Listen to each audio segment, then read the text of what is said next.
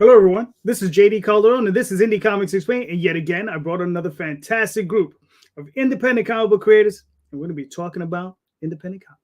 So here we go. But first, before that, please hit like, hit subscribe, share out the video, let everybody know we're here, and hit that notification bell because you never know. You might want to know when I'm coming on, right? And one last thing, I got 2 Kickstarters going on. The Oswald Chronicles, currently running, On the Wings of Deidre, and Tall Tales of Peacekeepers. So you can go check that out. Thank you so much. Help support the channel and the creators and my various artists that live overseas. You know, they want to eat, so we got to get them some money anyway.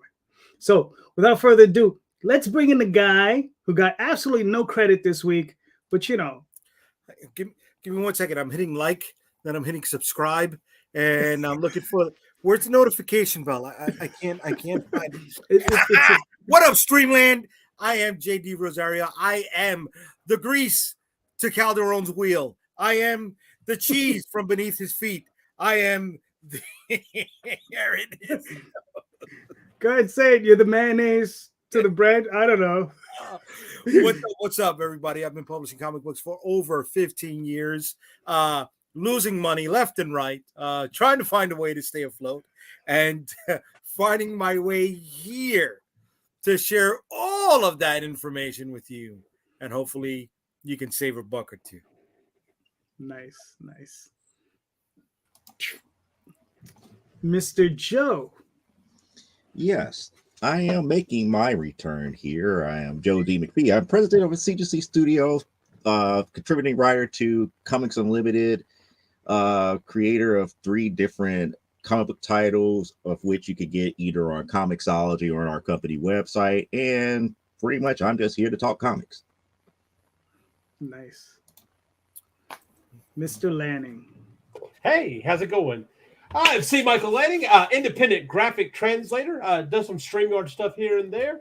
Done work for Arrow Comics on Calico Shore, the upcoming Hasm Productions Doghouse, and who knows what else is coming up, right? So I'm just happy to be here. I thought we were going to miss JD. I thought we were going to miss Rosario today, and I was like, "Oh, he showed up." So, oh yeah, bro. I'm glad I brought my hat. I know. I see. I'm excited. I'm excited. You got the hat. How you doing, Rob? Please introduce yourself. Hi, I'm Robert Multari, and I'm the creator and writer of Nightwolf and the spinoff series Snowpaw. Nightwolf is about a young man who finds out that he's born a werewolf, gets thrown into a supernatural war against demons, witches, vampires, other werewolves. And Snowpaw is Nightwolf's mentor during his series, but her series is her origin story in the 19th century Scotland, 200 years in the past. Nice. All right, cool. Give me a second. I'm coming back, gentlemen. I'm sorry. Randy.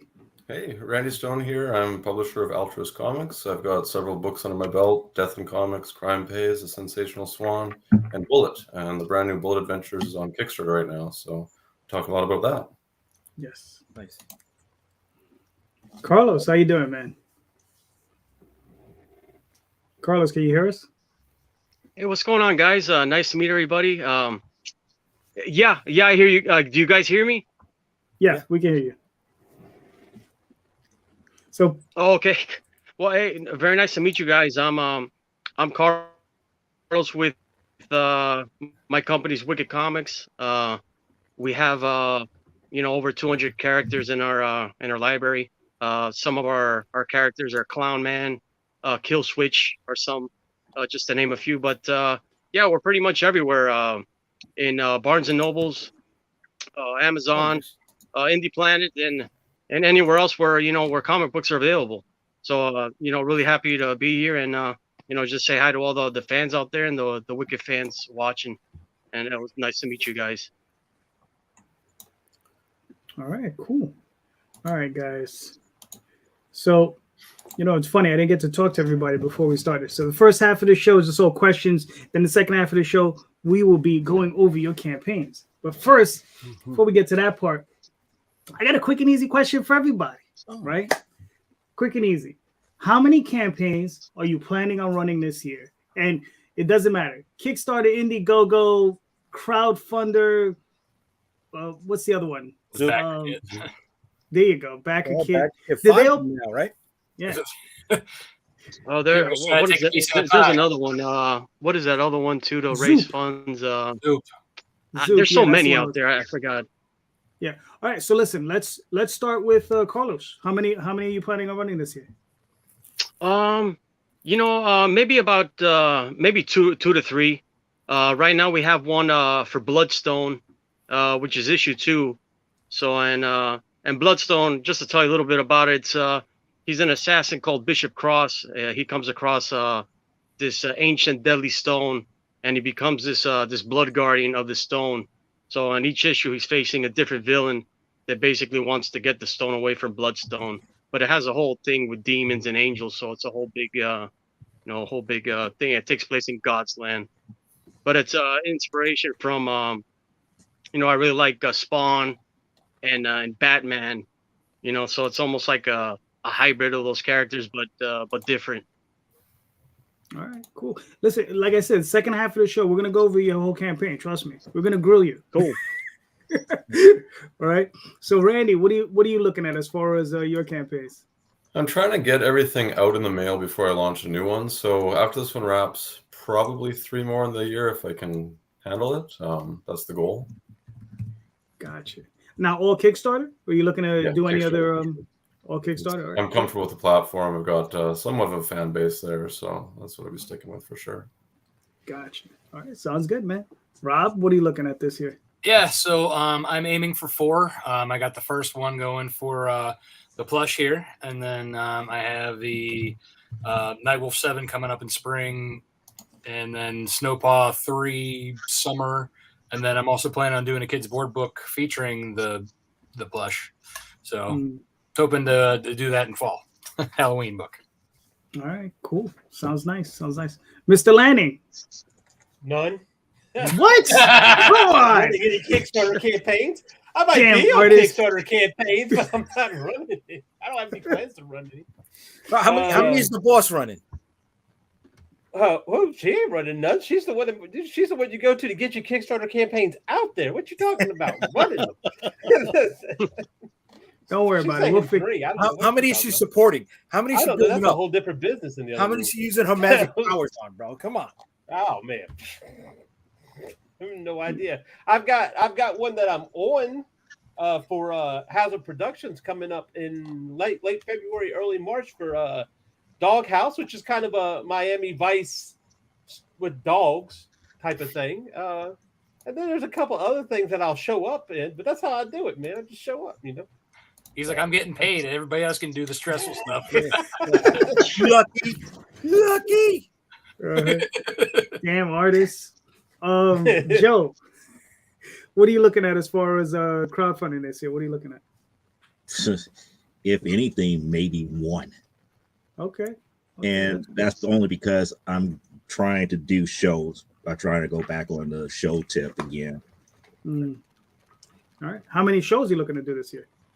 Right now, I have just the one major one, which is C2E2 so far, but I haven't really checked as far as later on in the year. When is C2E2? I know that come March, April, that's the first one that I'm doing that has been completely paid for as of right now. Gotcha. Joe, let me ask you about C2E2. I'm sorry, sidebar. Because I know myself and at least 3 other people that applied early on to C2E2 never even got a response from our applications. You do anything special, or? Well, here's the thing here. What area did you apply to? Did you apply for like a premiere booth? No, vendor booth? I know. I went through small press, like I always do. They're going to be very, very slow, and I would not be surprised if they get in contact with you at the last minute if anybody drops. Oh, yeah, no, I can't. Then I can't. So I put that in way back when. You know what I mean? I try to schedule my shit early. Right, but that's what happened to me last year, and they made a change in the contracts, and they never told us about it until the very last minute. And when they told us about it, they said it's like the previous contract was null and voided, so I was up under no obligation to do it up under the new contract. So I was like, I walked away for that year, but I came back this year and filled out everything and was okay. Yeah, no, I can't. That's not a spur of the moment con for me. That's a 12-hour drive. You know, Mhm. I need at least one full day off work prior and post. You know, just to get back home. You actually you need more, more leeway just to make certain, because if you do get it, you need to make certain of all the other thing, getting all the other things in order at your house first before going there. Unlike me, who actually lived in the city, so I actually lived in the city where it's safe. Joe, you're beautiful. I fly by the seat of my fucking pants. I take whatever I got, fill in stock with me, brother. That's why you buy in bulk. You buy in bulk, so you got that shit ready. You got a couple boxes already of mixed merch that you can load up in 1, 2, 3. But the only thing I'm saying is, like, you know what? Supervisor and managers do not like last minute. So that's why I say it's like, if you got even an inkling, I'd rather be like, you know what, I might take this time off. I'll let you know. Yeah. And then when it does happen to be last minute, it's like, you remember what I told you way back over when? Yeah, I'm really going to need that now. That's why you don't ask for permission. You just do. What's more important, paying the fucking bills at home or taking care of your comic book dreams? Which one? Which one? It's a fucking disparity. Okay. Yep. Shit, look, hey, if you got vacation time, that's your time. That's why you have it. Right. Don't work around their schedule. That's your time. Damn right, Rob. And if you got sick time, that's your time. And guess what? If you got no time, you'll make the money at the fucking convention. Okay. One thing I gotta say, don't work for government. That's true. Well, actually, technically, you do. You and I do. What the fuck? Yeah, you and I do. But I know how my management would react to that. Working for the government for over 18 years. God damn it. Shit. Yeah, I got close to 21. Yeah, no, nice. So do you guys hit up any of the big conventions? Yeah, it's my time, but you get back, it's like it's going to be hell to pay. Biggest in which conventions? Oh no, do you guys hit up like the big like San Diego Comic Con or New York? Have you guys hit those up? No. Yes. You guys have. New York Comic Con was a regular for me. I haven't done it since the pandemic. Wow. New York, what's up? Oh no, yeah, no, I could imagine. Yeah, with the pandemic, it threw everything off. I like what's going on right now with the Javits for the New York Comic Con, because they the year prior they opened up the big building. If anybody's familiar with the Javits, they opened up the big building that was under construction for over 8 years. So it's a ton of more walking space. A lot of the higher profile panels go on over there, where the most recent Artist Alley section was. They turned that into their equivalent of the San Diego Hall H, right? So that's become their big room, seating almost 5,000 people. Oh, okay. So and all they did was move the Artist Alley over to the room that was adjacent to that. And they still have space on top of that. It was over 200,000 people. Wow. You know, I know there's people that it's hard for them to make money. I'm not trying to knock that at all. I understand that. But, New York Comic Con, dude, that's my show. You know what I mean? That's my backyard show. And we bring everything. We bring the kitchen sink there because we don't got to pay for lodging, because we don't have to pay for travel expenses. I buy extra tickets so I can have a sales team there with us, pushing stuff. And we do good in New York Comic Con, man. We do real good. Wow. So good to hear. So Jay, it's like C2E2 to me. I'm sorry, Joe? It's like New York to you, it's like C2E2 to me. Yeah. Right. Yeah. So Jay, how many campaigns are you running this year? So we're shooting for 6. It's going to be a tight 6. So if we don't hit 6, we're definitely hitting 5, with the 6th bleeding over to the following year, and 2 more trades coming out of what's being released this year. So I got 3 books already set up, with one title called Limbo, Open Almost All Eternity, where Lucifer has vacated his throne, and there's a priest who now sits upon it, and everybody else is trying to make a bid for it. So that's a 3-issue mini written by Gabriel. I'm publishing for these guys. Written by Gabriel Gamora, illustrated and colored by Champa Ramirez, and a bunch of other people mixed in there, hooking that up. So that's 3 issues. I am collecting Storm Chasers in the last 4 issues that came out previous to Volume 2. So that's going to be a trade coming out this year. I am restarting this bad boy behind me, Shield of the Interceptor, our flagship title. And then we're continuing with Vicky Styx, if we can get that off before the end of the year. And like I said, 2 of those things are going to be trades next year. And I've got a 3rd trade coming out. I'm going to do something really fucking weird. Since we're going straight to a trade, I'm going to bridge all of my campaigns coming out with the 3rd trade coming out in 2024. And it's going to be a stretch goal parceled out between all of the releases. So there's some build up to it. So it's not that we're putting out a whole book blindly. I don't want to say we're using the Webtoons formula, put something free and then collect it into a trade, but it's kind of the idea for it. So if people are backing all of our campaigns, right, they get a nice little treat. Original story, short story, not short story, excuse me. It's going to be a 110-page trade, and it will be digital as a stretch goal in black and white. And if that's received well, like I said, that'll be our 3rd trade coming out in 24. Okay. Fair enough. To answer my own question, I'm looking at 6 to 8 campaigns this year, so we'll see how that goes. Currently running one for myself. Daphne's running another one that I'm involved in, and should be a crazy year. Nice. So, that's 2. I consider it one for me, and then she has one. Oh, so that's 1 and 1. When you mean 8, you mean you alone? Huh? Oh yeah. Oh wow. Between the 2 of us, we'll probably run 14 to 16 campaigns. God damn, son. It makes me exhausted just hearing it. I'm telling you. My stomach is just like this. Yo, who needs sleep? Sleep is overrated. Not Okay, you. let me ask, are they all going to be on the same platform or no? Kickstarter, maybe. I'm thinking of trying. See, the thing is if that's all for Kickstarter, I may do 1 or 2 other things for crowdfunder and maybe Indiegogo. Haven't decided yet. Maybe Indiegogo. I might give it another shot. But it's always Indiegogo is always a gut punch. So yeah, I really want to take a shot at crowdfunder because I want to put that embed code into the website and see what the results are. If I'm dropping a ton of advertising bucks going back to my website, as opposed to throwing the advertising dollars into Kickstarter.mybook, Indiegogo.mybook, Zoop.mybook. Let's see what kind of traction I could get off of that. For me, that's their biggest draw is their embed code right into the website. Yeah, I think I'm probably going to try the same thing with crowdfunder. We'll see. All right, Mr. J, you're up. Yeah. All right. We're all creators over here. How do you shut off that creative part of your brain so you can either enjoy everyday life or function in everyday life? So to give an example, I can't be at a family function or family event where I'm like, oh man, look at what that genius is doing. I could put that in a book, or meeting somebody new and saying, that's an interesting name, or just driving with the wife and spacing off and hearing her ask, are the gears turning in your head? Because I can smell it right now. I have problems shutting off that creative part of my brain so I can function. Can anyone do it? Can any of you do it?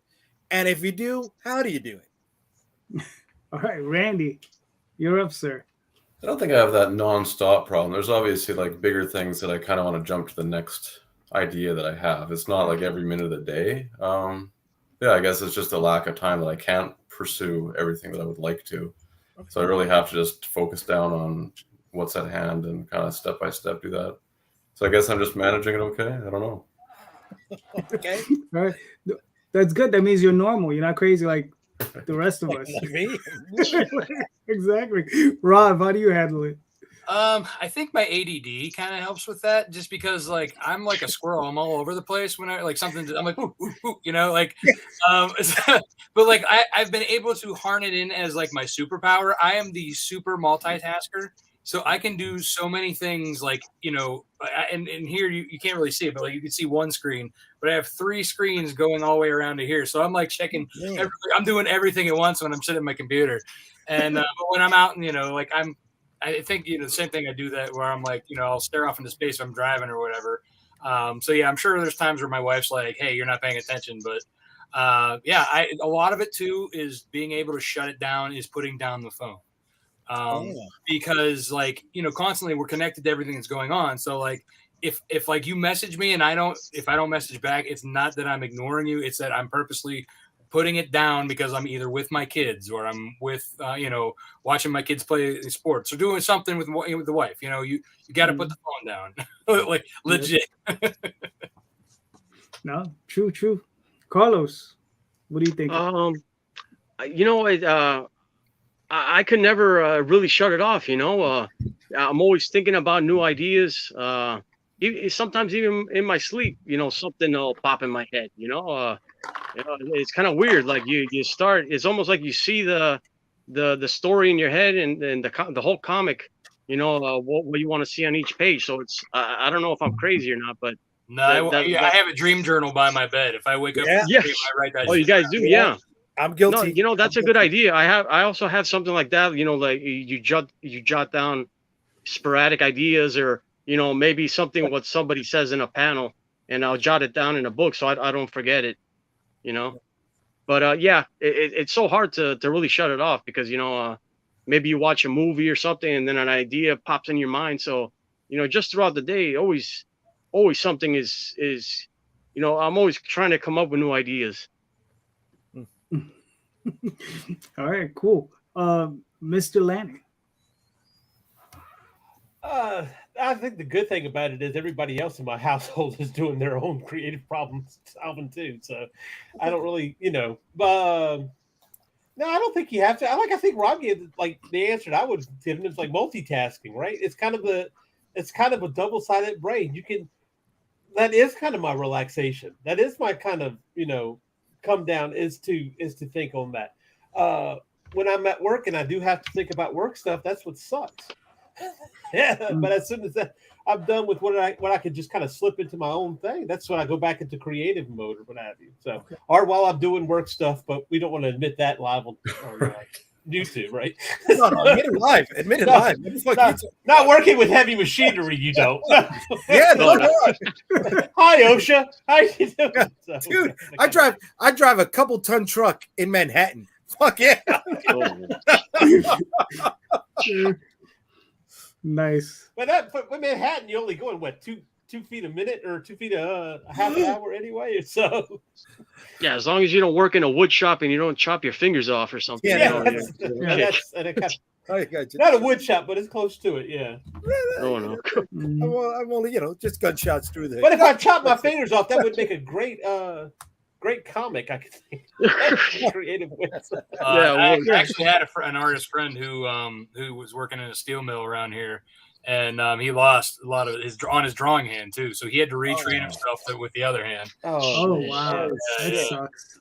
I'm sorry. Fuck. Yeah, seriously. Well, I don't know if you guys know Frank Frazetta.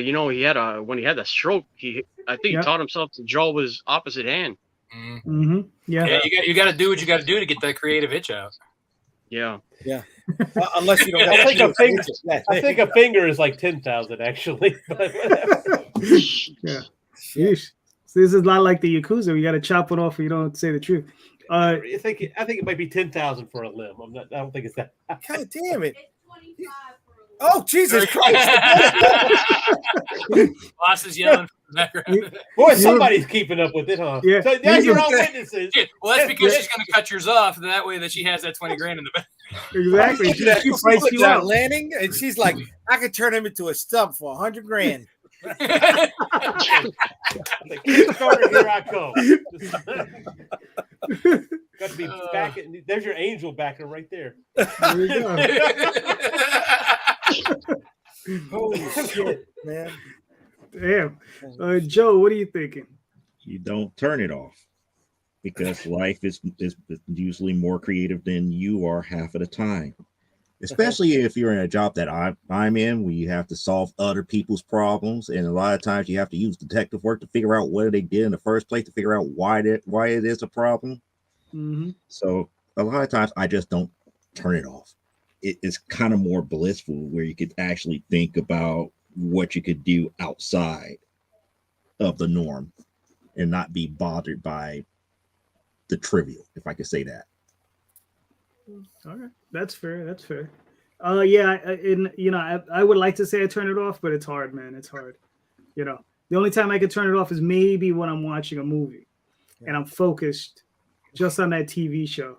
You know, that's the only time. But I have to be focused, or I'm reading. If I'm reading, that's when I can really turn it off, because I have to pay attention, you know, and not get myself involved in the story. Because then, you know, if I read a paragraph and I stare off into space thinking about what could have happened, I'm not really reading the story.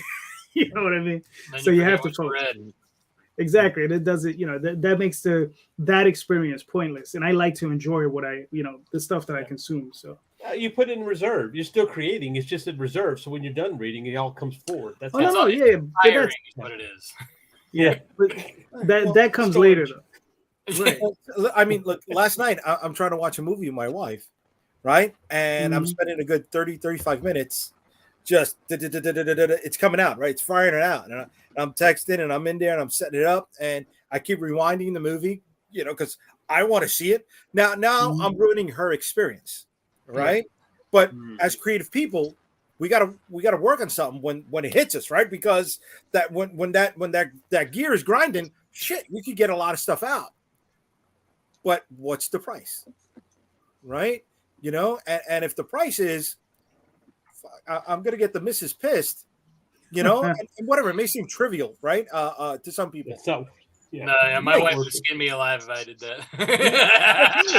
You know, I mean, yeah, and doing this plus the day job, right? The amount of time that I get to spend with her, quality time, is limited. So I want to make sure that when I'm with her, I'm in the moment. So sometimes I do need to shut that stuff down just to give her due, her respect, her peace of mind with me, or, you know, as we build our life together. I mean, but Jay, I know you. I mean, Jesus, more than 10 minutes, I mean, would be killer for anybody. That's all she needs. 10 minutes of your time, and that should be enough, well, bro. You know what? She's suffering on a regular basis, bro. I gotta give her some stuff, dude. But here's my question for you here, Jay, because of what you just said here.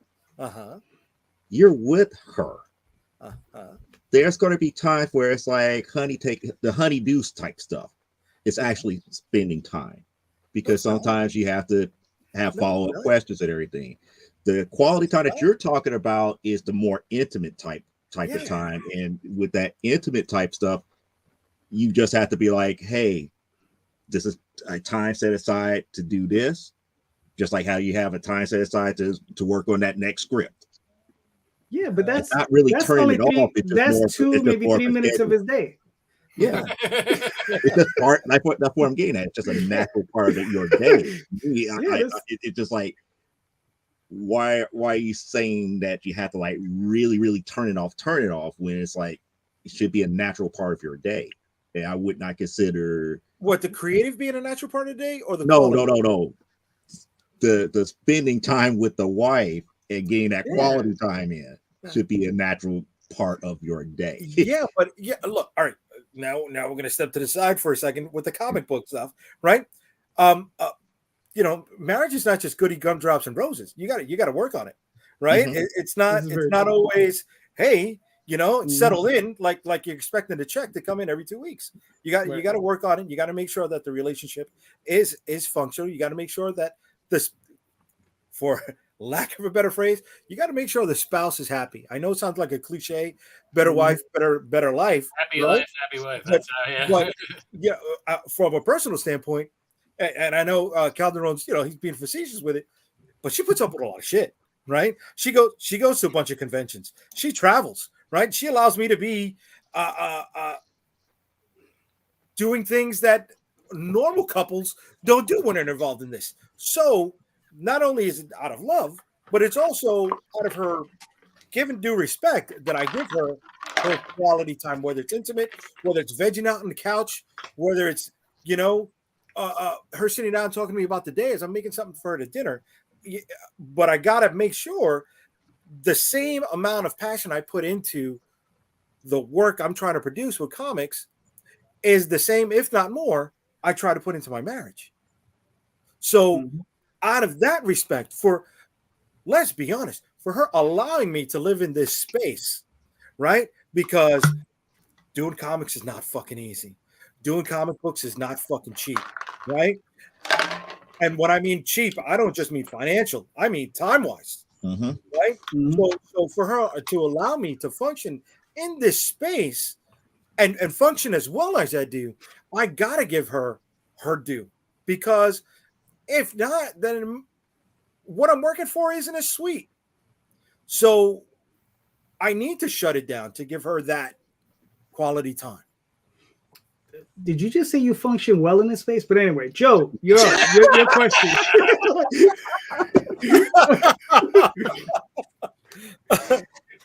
Joe, you're up. What's your question? Shoot, I had several, and now except for the one. And the one that I have is kind of an offshoot of what was talked about in an earlier show. Okay. And it's going to come back to, why do people who crowdfund focus too much on the funding goal and not focus on the backer total? Because to me, the backer total is the key to growing your IP as opposed to the overall funding. But yet there's so much emphasis about getting that 5 and 6 figure grand total as opposed to getting 1,000, 2,000, 10,000 backers. Okay, that's fair. Rob, you're the man. So for me, I do think that backer count is more important. The more people reading, the more that'll come back and have the books. However, there is kind of like a thin line too between the two. They kind of work hand in hand. You got to have the one to be able to serve the other. Like if you got 1,000 backers, but you haven't had enough to pay for the book, you're going to have 1,000 people pissed off at you. So I think that's part of it, and I think that's also why, the algorithm with Kickstarter particularly is that they pay attention to both. If you're having multiple backers come in, flying off the handle the first day, like you're like already 200 backers on day one, chances are they're going to promote you because they're also going to see that your funds are also going up and up and up. So Kickstarter is going to give you that extra love. Whereas if you have less people but a lot of money, they're still not going to give you as much love, because they see the people to be, the higher backing count as being important as well. All right, there you go. Interesting. Nice. Carlos, what are you thinking? Oh yeah, no, I have to agree with that. I think it's it should be a balance between your backers and your actual goal, but definitely getting the backers interested in your project is one of my primary goals, and sometimes it's hard as an indie guy to promote your Kickstarter. Sometimes I get a lot of emails, like junk emails of people like they're going to promote your crowdfunding for a certain amount, and I know for sure that's a scam. Oh yeah, but they're all exactly 99.9% of the time. I figured that out. Yeah, from the first campaign, I'm like, it's no way. If you pay that, you're never going to see the whatever you paid to those scammers. Yeah, but I agree that it should be a good equal between the backers and your actual goal. I'm sorry, Carlos, just capitalize on what you're saying. I love to respond to them with, why don't you advertise in the book that I have being released, so that way you can reach more people with your message. I mean, if they bite on it, it's going to fucking work. You'll never hear a response. You'll never hear a response. Exactly. Mm-hmm. Hopefully they take you off their list at that point. No. It keeps getting worse. It gets worse and worse. I've gotten so many, those junk offers. It's terrible. Oh, yeah. But for anybody that's watching, just be careful of that stuff. Yeah, they'll hit your email box. They'll hit your Kickstarter message. They'll get your Instagrams, your Facebooks. They will crawl and find you. That's crazy. I'm constantly deleting those. Randy, what are you thinking? It's actually interesting that Joe brought this question up, because I was talking to my kids at lunch today about this exact thing, whether they want big totals versus a lot of backers. And they do go hand in hand. I think you can pretty much calculate with the average pledge. It's usually exactly the same throughout all of my campaigns. It's like right around that $25 mark. Yep. Whether you've got a bunch of PDFs sold or a couple high ticket items, the average is always the same for me, so it's going to go up hand in hand. I think I would prefer to have more backers, even if it's not hitting those higher levels, just because hopefully they'll get the word out and we can spread it a little bit quicker like that, multiplying each of their circles of friends and family that they might share it with, rather than one guy that's like really, I don't know, splurging on a $500 reward tier or something like that. I'd rather have hundreds of people that are all behind this and pushing it further. Okay, cool. Mr. Lanning, what are you thinking? Being creative. I'm sorry. What? No. No. I can understand. It's kind of it's. I think most people have really said it. The only thing I could really add to that, backers and money. But for instance, I saw somebody that had 100 and something backers, but their money was $2,000. That's not a. There seems to be needs to be a balance, maybe. Backers are word of mouth, and that's great and everything. But Webtoons gets word of mouth too, and those are free. So that works. But when you are funding, you're funding not only for the people that are backing you, but you're also funding for like your conventions, you're funding for your store, you're funding for those issues. So the more funding that you get means you have so many backers here, but that also means more potential to reach other people, right? Am I wrong in that? No, you're right. Yeah. So you're looking at, okay, you have 70 backers, but now you have enough money to print 200 books. So those 70 books go out. Now you have 130 books you could put on the table or in your store, or whatever the case is, and reach other backers. So the question is, are we only looking at backers for Kickstarter, or are we looking at supporters and the whole gamut? Is my question. The question because is Kickstarter is innocent. Well, hold on. Crowdfunding as a whole. Yes, but it's essentials though. But in it's essentially a funding tool, right? It's not really an advertisement tool. Can it work that way? Absolutely. I think Tom Hutchinson did a fantastic job on his interview with JD Calderon the other day when he was talking about using stores and brick and mortar and diamond, not as a way to make money, but as a way to market, really, to let itself see, right? So that's kind of, Kickstarter can do that, and you can have those backers, and that's great. But at the end of the day, the funding is what's going to end up pushing you into those stores, into having those things, and even expanding more to people who aren't on Kickstarter. But that also leads to a one and done scenario too, where where now people are, trying to do this to see if they can recapitalize it for the next issue, which turns it into a different vehicle revenue-wise. It's not essentially a pure funding as far as pure investment in the way that you're thinking of it. Absolutely. No. Hold on. Okay, but here's the thing: is now you're taking your book out and you are investing into a wider audience than what you are on Kickstarter. So no, what you're talking about is actually the very opposite of what I'm saying. Yes, sir. No. In all honesty, because you're sitting there only on Kickstarter worrying about backers, and you're only worried about the 50 people that are on there. But now I have enough funding that I have enough. Where are you going to reach a cold audience? How are you reaching a cold audience by putting something? Well, aren't you going to cons, Joe? Aren't you going to cons? Are you not going to cons? You have to rely on your immediate audience that you have. But see, you're all right. Gentlemen, relax. Take it easy. It's comic book. Don't get that excited. Let's go. No. But you're going backwards here because you're sitting here talking about Kickstarter, not using Kickstarter as a primary funding, and then you're just worried about backers here. But you need to expand outward. How are you going to do that if you don't get the funding? If you only get the funding, part of that particular problem that I'm bringing up.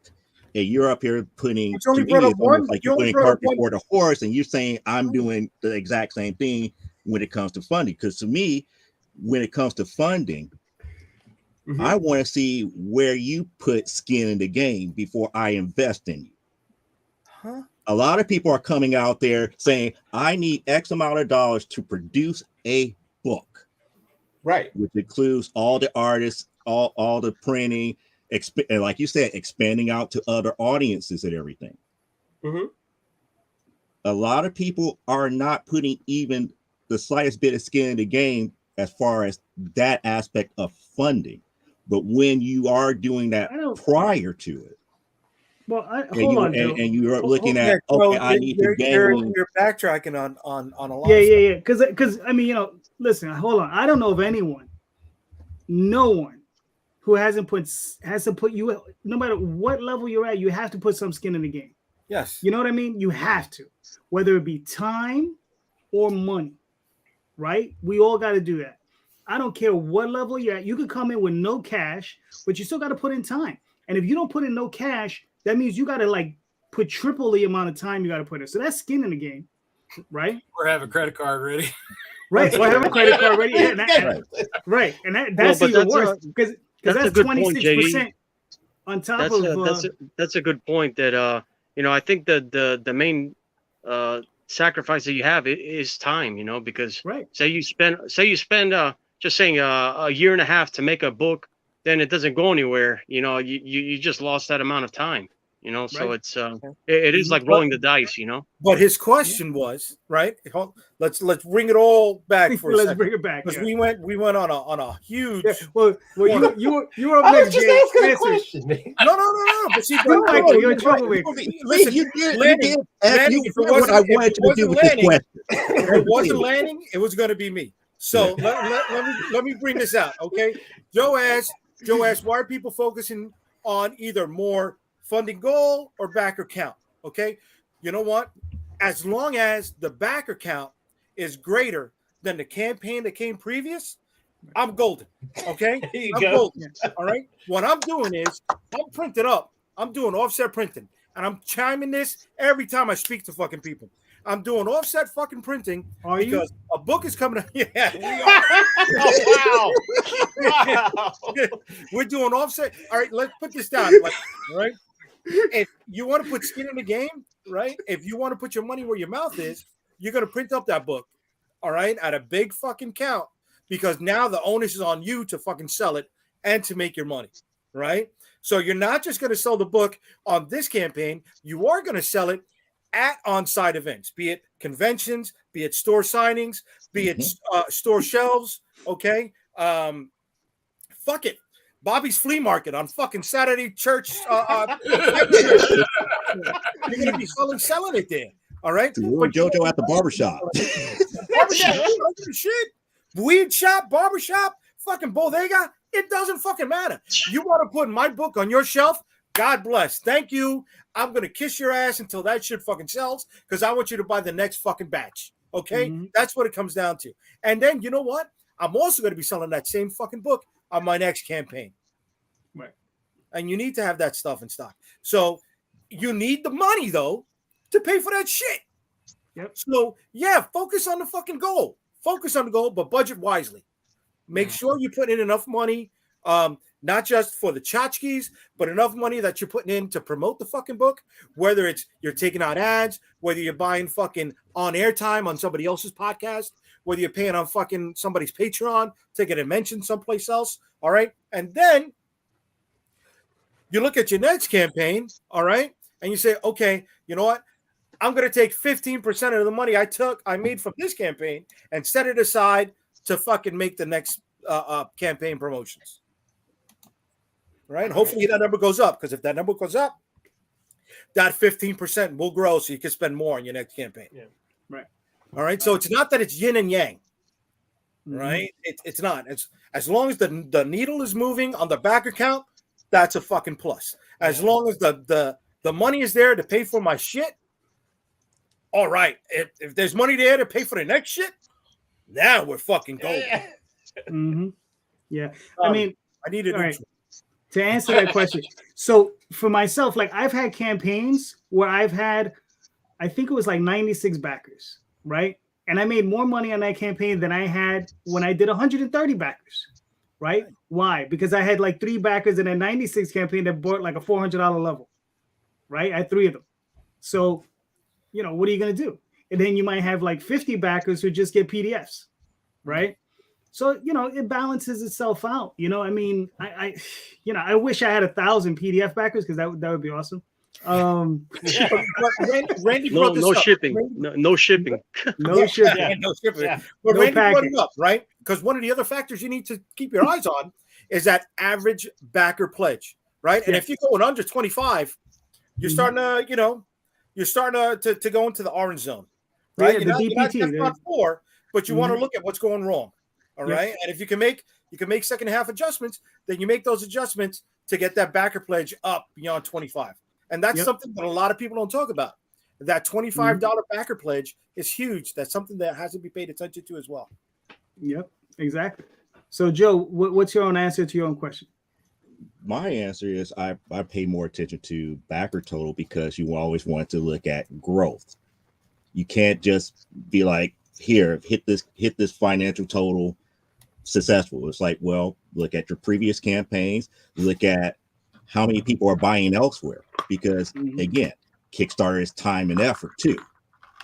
If I'm putting out a campaign to fund the next issue and I'm only getting 50, 20, 30, 40, 50 people, but when I go to a convention, I'm selling, 100, 200, is it really worth the effort just for that 50? And then, the 200 or 300 so at shows or other venues to come over to Kickstarter to get it there, and vice versa. I haven't even talked about what if you have your own company website where they could buy directly from you in places like Comixology and all this other stuff. But for you to really see if your IP is truly going, you have to look at that backer count and maybe be like, hey, no, you don't. No, because are you factoring in your newsletter count? Because that's bigger than the fucking backer count, right? Because if I got you use that newsletter to get people over to the crowdfunding site. No, that's the point. That's the point that I was talking about moving that needle. But not just the crowdfunding site. That's going to go to where the fuck I'm going to be. What am I selling this week? Where the hell did I wipe my ass at? I don't care. You want to have that interaction going, bro. And that newsletter is going to carry me from platform to platform to platform. Yeah, no, it doesn't always translate. James, you also know that Billy Bob is going to meet you at New York Comic Con to get that next issue. And there's no other way that he's going to get that issue until he sees you at New York Comic Con. Okay, and if he does, goddamn, Billy Bob, thank you for coming through. Thanks for that. Exactly. All right, Billy Bob, you can't make it to New York. The thing that I'm trying to get people to see here about the backer total is like, in a sense, with Billy Bob may bring his friend, and Billy Bob's friend would buy. Cool. When it comes to crowdfunding, and your crowdfunding backers come, that are your standby reliables, it's no guarantee that those that are cold to you are coming too, and you have to move that needle. Right. That's the case every time. But hold on, Rob, you were going to say something. Was that? No, I was just saying. Yeah, I was basically about the creative problems. The email is that it doesn't always translate to backer count because you're collecting those people from different cons, from store signings, whatever. Like you have a menagerie of email subscribers, and not even a quarter of that, unless unless the only people you've added to your list has come from your Kickstarter. And really, I mean, you figure. Even if you have a good 20% people opening those emails, that's a great number. 2% of those people are backing. If that right, exactly. right. You're damn right. Right. Or some people don't want to use the platforms. Let's not forget about that stuff. Right. Excuse me. Some people will just wait for you to put it up. They'd rather wait the 3 months for you to put it up on your website than wait the 2 months from backing it to receiving it on a platform, right? True. They'd rather use the PayPal because, boom, it's easily translatable. I don't know about you guys. On my site, Jay, hold on. You're running over C's time, man. It's C's time. My time. Wait, am I supposed to ask the question? Oh, no, you're supposed to ask a question. C got his time. C's time. Go ahead, C.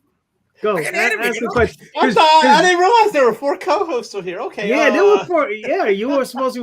What it is I thought Jay wasn't going to be here this week, but he but it's next week. Somebody doesn't listen. This is true. I don't. Sorry.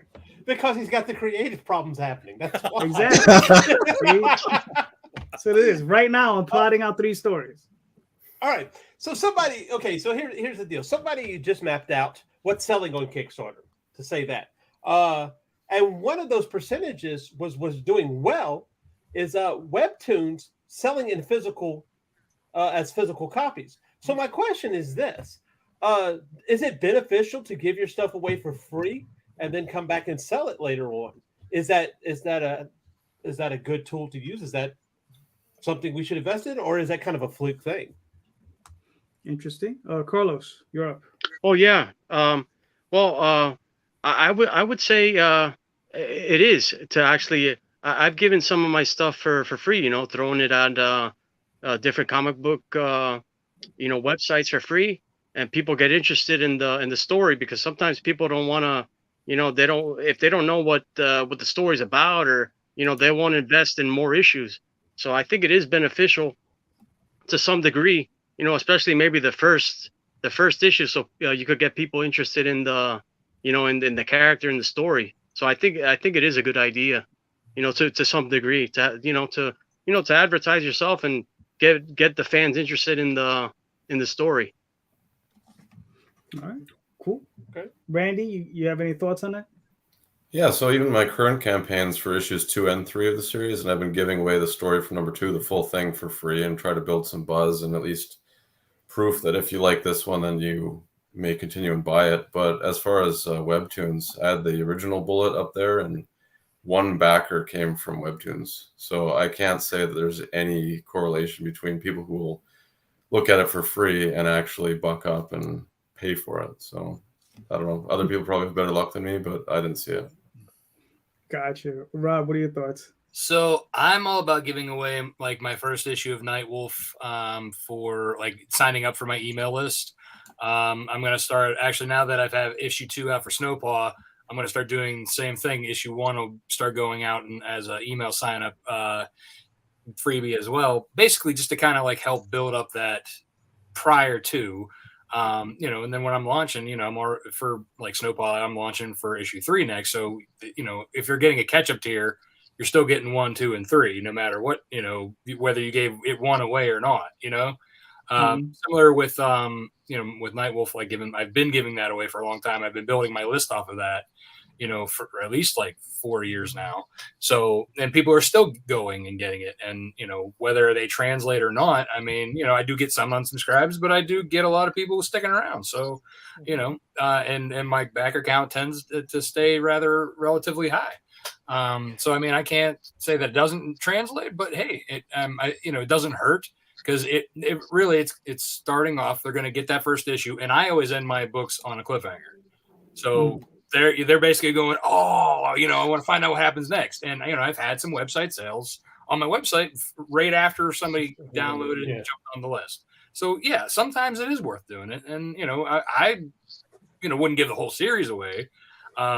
Because I don't put out that much to begin with. No, I got you. All right. Webtoons, I don't. For me, like I don't have the time to like put it into its format or to work the art that way. So I'm sure it works for others. I know a couple people who've done that and it's done well for them. But yeah, I don't think that's my space. Right. Yeah. Joe, what are you thinking? I'm thinking it's more outside of my control over that. You could put it out there for free, but it comes back down to, do the people who like your work appreciate it enough to actually pay for it? I mean, you could do whatever you can to promote yourself. I mean, I do like what Rob said as far as Amazonia #1 and Primetime Saturday Night #1. That's been, you could go out there and get that by subscribing to the email list and read it till you're blue in the face. However, if they're direct translation to actual sales later on, not necessarily. It really comes back down to, do that individual who read it or signed up appreciate the work and whatnot. The other thing that I could also say is like when I put up the work in progress or the stuff that I've been doing on my show as of late, where I'm showing the behind the scenes work of Primetime Saturday Night #4.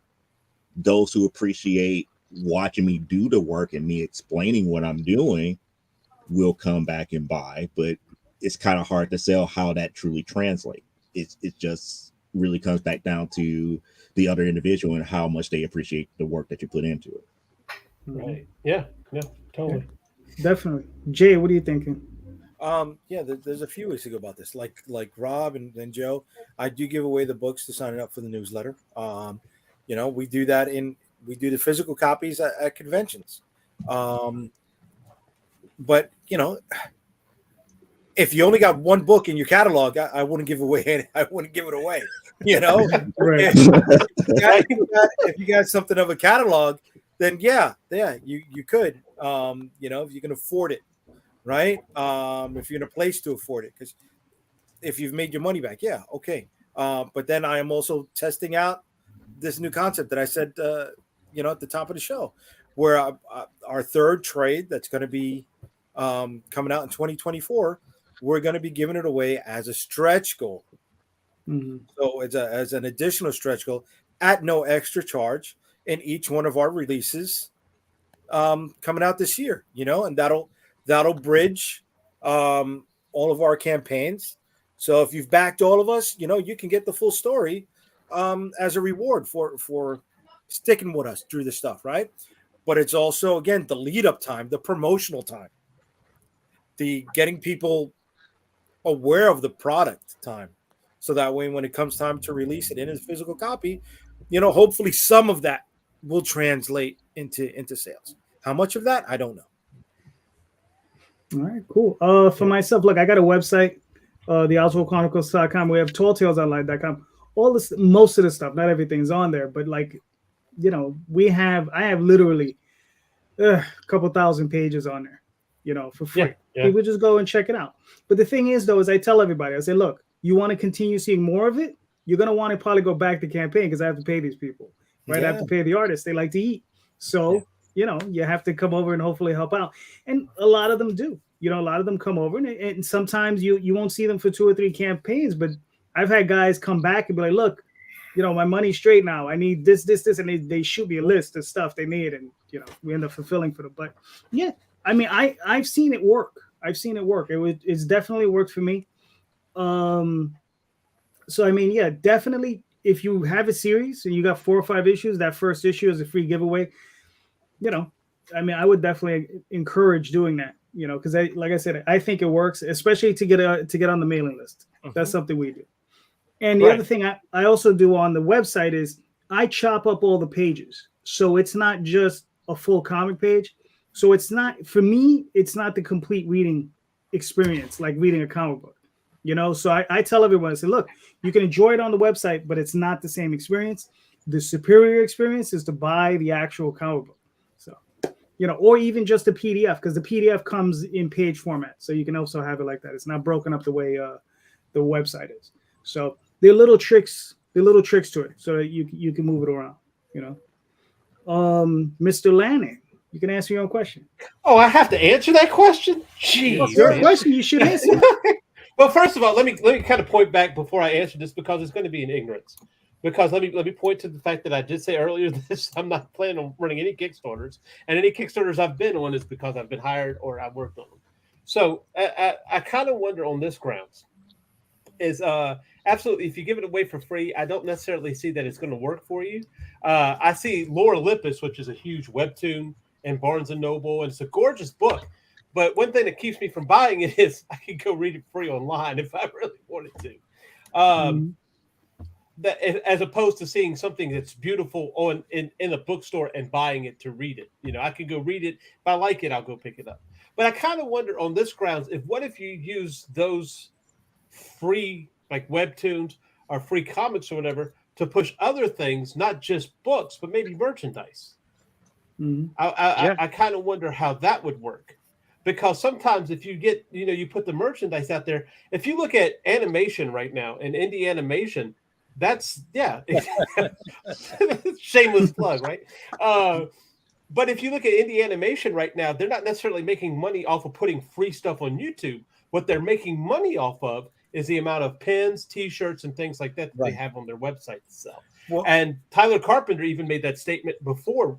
One of the last times I was on here in the chat, he made the statement that you can't have that $5 mindset, which is right. You can't have that $5 mindset. You have to be able to expand and sell in other places.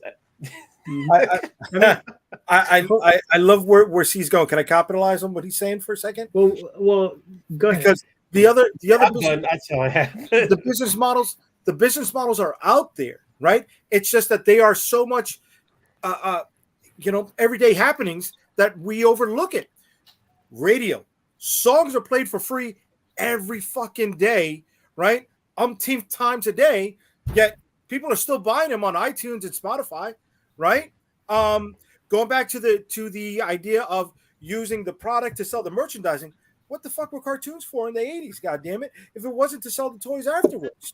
Okay? Mm-hmm. You don't think Hasbro put up G.I. Joe for free on YouTube just for people they don't buy their toys? So the things are out there. The problem is we are not educated enough as independent creators in the ways of business to see those things, to apply that to ourselves, even though they're happening in our everyday lives. I don't know. I don't know what you're talking about, because that makes an excellent segue.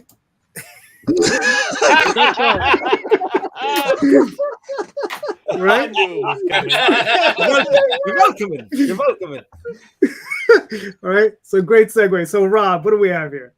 So yeah, so I am jumping into the merchandising. So this campaign is for this lovely little plush we have here.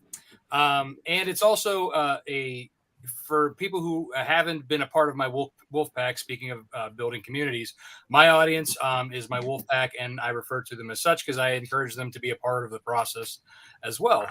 So that's kind of how we came to the Voodoo Doll plushie, is that he was a part of a pinup in the trade paperback for Nightwolf Volume 1. And when I ask after each Kickstarter, I'll run a survey and I'll ask, what kind of things do you guys want me to put out, or what are you looking to, for? And plushie for the Voodoo Doll was one of the things that was asked for. So also going along with this, as I was starting to say, was so new Wolfpack members can jump in the series by getting either a standard retail edition of issues 1 through 6, or there's also this gorgeous connecting covers, limited variant print run of issues 1 through 6, with all the characters that are pretty much in the book at this point in time. Nice. Do you want me to play the video? Oh, I mean, we probably could cover it without doing the video. You can work into the video. Play the video. Okay, play the video. If you want the video, play the video. I'll let the video talk for me. Hold on. Give them a single. Give them a single. A full screen on the video. Plush toys inspired by supernatural beings like werewolves? Then the Nightwolf Voodoo Doll is the perfect plush toy for you. This cuddly velveteen werewolf pup is a great snuggle buddy for you or your little ones all through the night. Hi, I'm Robert A. Multari, and I'm the creator and writer of Nightwolf and the new series Snowpaw. It's been my dream since I was a kid struggling with attention deficit disorder and dyslexia to become a comic book creator, because comics have helped me learn to overcome my learning disabilities. For the past 5 years, I've had the pleasure of self-publishing Nightwolf 1 through 6, as well as Snowpaw 1 and 2, with the help of my backers, who I refer to as my wolf pack. Now I stand ready to produce my first plush toy inspired by my character Nightwolf. That's why I've come back to pay for the production and the rewards that you will receive for backing this project. Also available during this campaign are brand new connecting covers of the first 6 issues of Nightwolf in honor of the 5th anniversary of Nightwolf #1 being published. What's Nightwolf about? Born into an outcast breed of werewolves known as the Monokai, 18-year-old Rodney Marcelli is reluctantly thrown into an ancient war between good and evil in today's world where the line has been blurred. With the help of Snowpaw, the pureblood Monokai, and the supernatural evil slayer Night Hunter, Rod must learn to master his newly found lycanthropy and mysterious kinetic energy power that only he possesses. Rod must fight the Dark Covenant in order to avenge his friends, family, and to save the girl he loves from the master vampire, Lord Malice. Rodney Marcelli is Nightwolf. I'd like to personally thank you in advance for backing this project and joining the Wolfpack. I'm extremely grateful for where I am now as a self-publisher and continuing to serialize new comic books for you to enjoy. There's no risk in backing this project since the Nightwolf issues 1 through 6 are already published and this plushie is production ready. Again, thank you for taking this creative journey with me. I appreciate it so much. So what are you waiting for? Join the Wolfpack today. Nice. Very cool. Very nice. Very nice. You know, I cut off the very end of that because I cracked myself up laughing so hard just because I did that. I was like, you know what? I'm just gonna leave it. No, it's really cool. Yeah, it's really cool. Really cool. Oh, it's a voodoo plushie. That's why he got the cross-out eye. Yeah. So the original was from a pinup by Megan Alford for my trade, and she came up with the idea for it, and I was like, "That's actually, you know, like that's really cool. Like we definitely got to keep that in there." And you know, because so here you see it real close up, but that's you know the pinup there as well. Hold on. Let me bring you up. Where are you? Oh, I was hiding. So she came up with the pinup and then had the voodoo doll in there, and people were like, "That's so adorable! I would love to have that as a plush." And I was like, "Well, then." Nice. Yeah. Geez. I mean, that's really cool. Yeah, it looks good. It's looks Are very. you getting it? Where are you going to produce that? Through Skeleton Crew Studios. They have a factory that they work with overseas. Okay. But I mean, like the quality on this thing is ridiculous. I mean, like the nose is embroidered, the tongue's embroidered, the eyes are embroidered, like the eyebrows are embroidered, like everything. All the details has like an embroidery around it. It's ridiculous, like how much details in this thing. Nice. That's really cool, man. I mean, you know. And you're selling it how many per unit? How much? 45 for that, and that includes shipping in the US. Okay. Yeah, so it's a 12-inch plush. I mean, really, it's quality. It's been tested, so I can sell it on Amazon. Later on, I also plan on doing a kids board book, like as I mentioned, kind of like to accompany it later on. So it's kind of like if you take my characters and Muppet Baby eyes them. Hey, that worked, right? That worked. Exactly. Yeah. Yeah, it worked. Yeah. Yeah, my daughter keeps asking when she's going to get it back. She's like, it's like, Daddy got to work. I know, yeah. You'll get it back when we're done. Oh, hold on. What is this? The thing is, Jay comes out to have his spend money to make money. There you go. Of course. My studio That's where mate, funding Jeff comes Lilly, in, says, Pride Possum stickers for $1 and sell my stickers and books. Yep, just makes the targets. All right, there we go.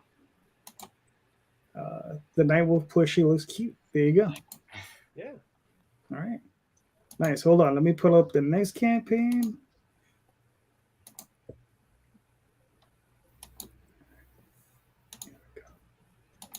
All right. Randy, what do we have here? So this is issues 2 and 3 of Bullet Adventures. It's an ongoing series. What was my chair just broke?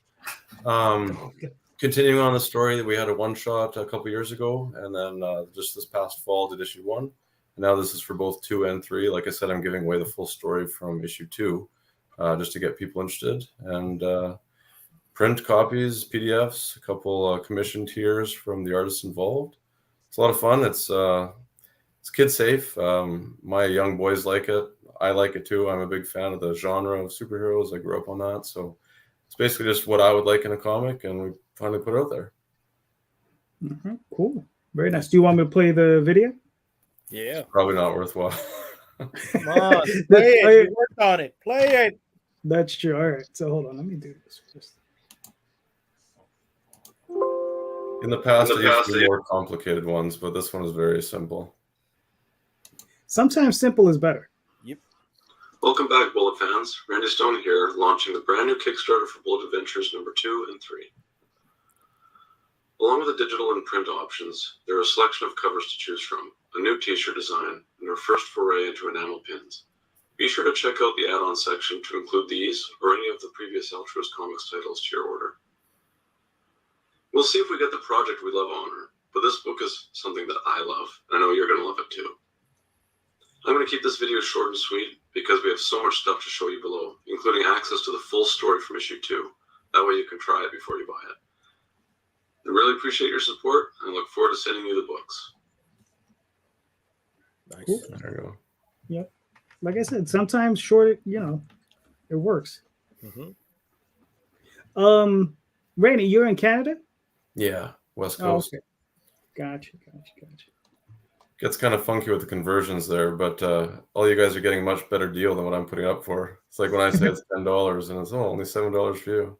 Right. Shipping sucks, but I'm partnering with Jordan, who's a co-writer. He's going to actually ship out to the U.S. backers, so we're able to drop the shipping prices for domestic U.S. prices much cheaper, and so that does bring down the average backing total. But at least hopefully that encourages more people to step in and get it, because I know that probably turned a lot of people away in previous campaigns. Yeah, anything international, doesn't matter where, if it's going out or in, it's always ridiculous. Yeah. To send 2 books from here in New York to I think it was Toronto, was $18 just shipping alone. Yeah. Mm-hmm. That was 11 ounces, an 11-ounce package. Wow. And did you use pirate ship or did you use No, I use stamps. You might want to try pirate ship because it tends to be a little bit cheaper. I don't know, dude. I get a nice discount through the post office with stamps, and being a veteran at the post office, I get no discount from them directly. So I think that works, dude. Almost $1 off on almost every package. Gotcha. Now I think you might want to look into a pirate ship. They might surprise you. Yeah. Yeah. Was it 18 to ship from New York to Toronto? It might have been a little cheaper, but maybe within a buck. Yeah. Okay. All right, so I'll definitely check it out. Mm-hmm. Randy, how do you end up on the bottom of your own list? You're supposed to be on the top. Yeah, the more talented people up front. Oh, I did co-write it, but all the crew that I'm working with, they're incredible. So I wanted to highlight them first, and I'll just kind of pull up the rear there. No, that's cool. That's cool. How long have you been working on Bullet Adventures? All of last year, basically. We had a different artist who was doing issue 1, and she was running into a little bit of delays there, and she actually stepped aside. So we have Nico and Fran filling in, taking over, I guess, as of issue 2. Thankfully, it was at a point that made sense in the story as we moved from one time period to the present day. Nice. He's got a really modern approach. He did that Batman pin up there. But yeah, Nico is incredible. He's brand new to comics. This is the first interior work he's ever done, was issue 2. And he's just like top tier talent wise. So I'm really excited to have him introduced to the world here. Very cool. Nice. Oh, Gemini mailers. Yeah. Cool. Mr. C. Michael. Yep. What's the discount code? Raging 10. It's Raging 10, yes. There you go. If you want to get 10% off of your Gemini mailers. So yeah. So if anyone uses Gemini or like buy stuff from them, use that code Raging 10. It'll get you 10% off. Yep. Oh, go scroll back down a second. That a little more. Randy, the kids, the boys, right? Did you have to bribe them to put on the masks? Or, what's up, brother? Fun with that. That was a good day. Yeah, good. That was from a previous video that I did for Sensational Swan. So I had them running up there and climbing up into the treehouse thing that I built them. Nice. That's cool, man. I'm totally digging that, dude. That should be in a video. That would capture people's attention. Hell fucking yeah, man. Yeah, I gotta be honest with you. I love the negative use, the negative space use in that image. A lot of good feedback on that cover. Yeah. No, man, it looks awesome, bro. I mean, you have what? How many days left you got? Almost you got 25 days. Oh, you got you got plenty of time. Okay. Yeah, we'll hit the goal, I'm sure. I mean, I honestly set my funding goal very low. I know that we'll hit that. I've got kind of an internal goal that I'd like to reach, but hopefully right. We all do. Yeah. We all do. Yeah, we all have that, the goal on the page and what's the actual goal that's in your head. $1 million. Yes. Nice. Somehow a more realistic goal, but yeah, $1 million. Shit, Ripper first $3 million. God damn it. Yeah, I know, right? Well, on his own website / platform. Yeah, and PayPal. That's the key thing. On PayPal. Yes. PayPal. All right. Carlos, get ready. Nice. There we go. Carlos, you there?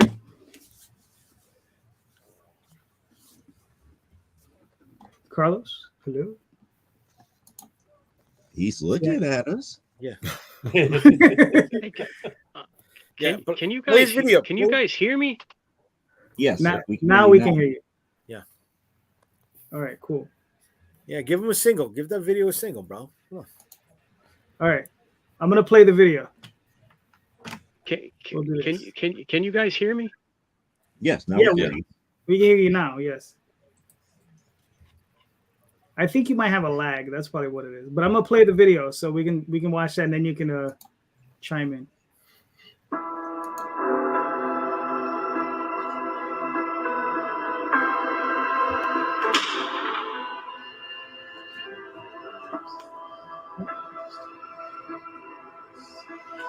People of God's land, the day of damnation is here. We welcome the bleeding moon with open arms.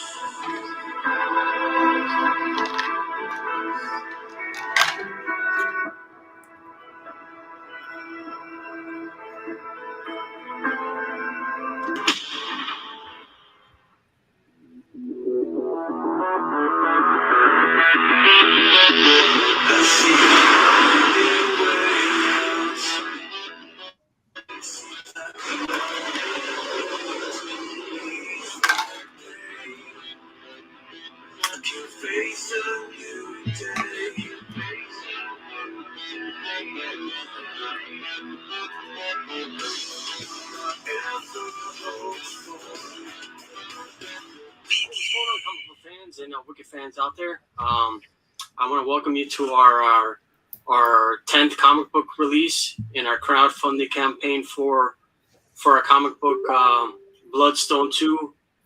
The title is called The Bleeding Moon.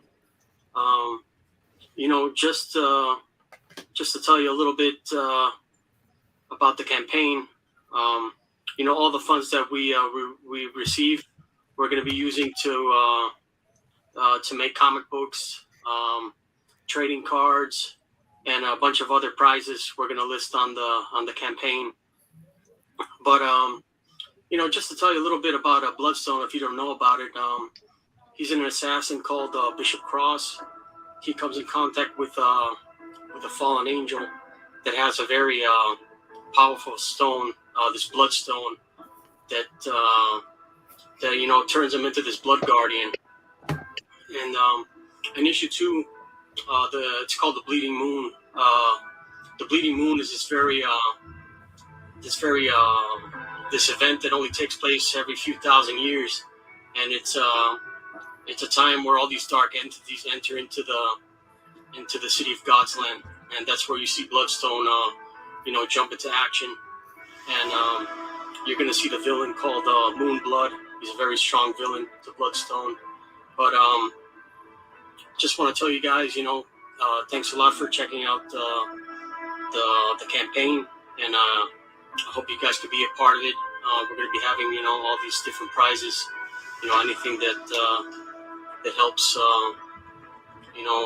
even if you just spread the word, it really helps us. So, thanks a lot for checking out the campaign, and, always stay wicked out there until our next campaign. Thanks. All right.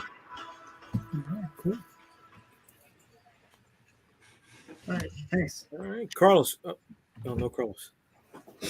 We lost I Carlos. think he dropped again. Okay. Okay, hold on. Let me see. Oh yeah, he's out. Yeah, he's out. We lost him.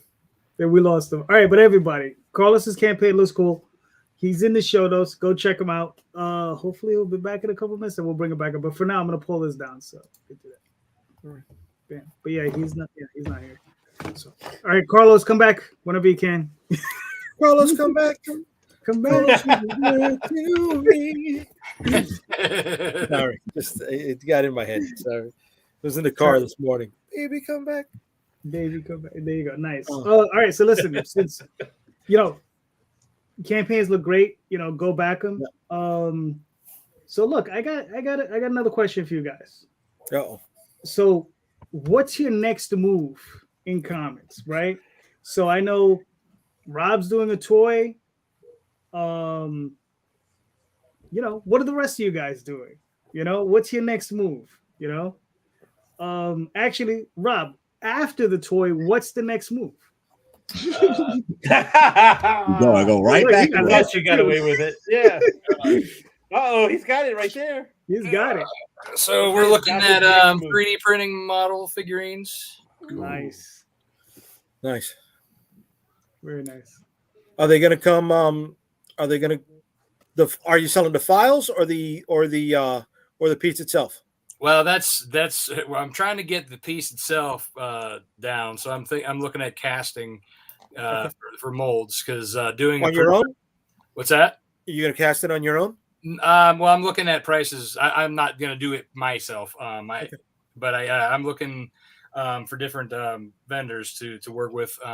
Skeleton Crew, who's doing the plush, had mentioned that they do it. So I'm kind of waiting on a quote for them and to kind of shop around and get some comparisons.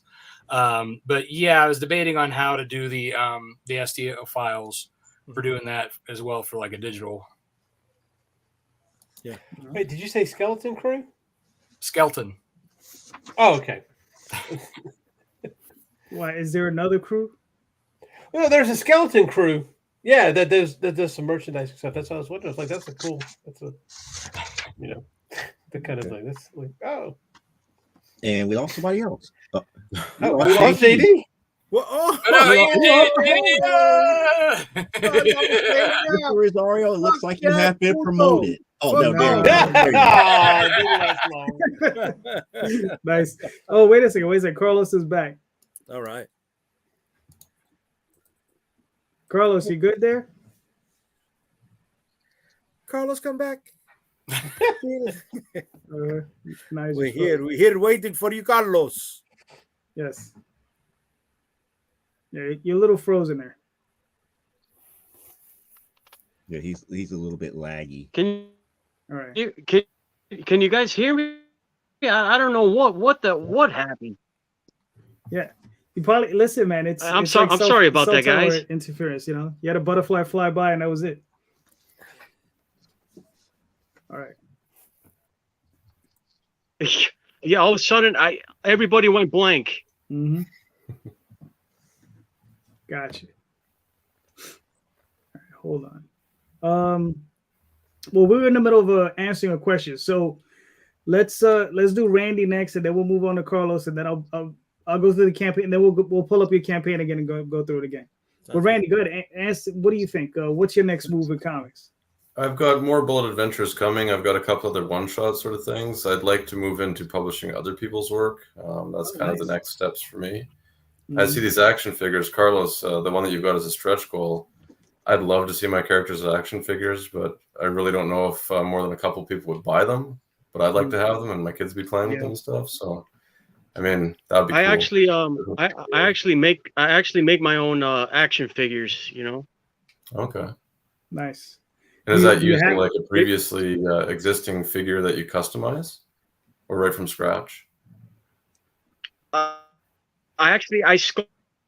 sculpt. I'll use like just like a body, and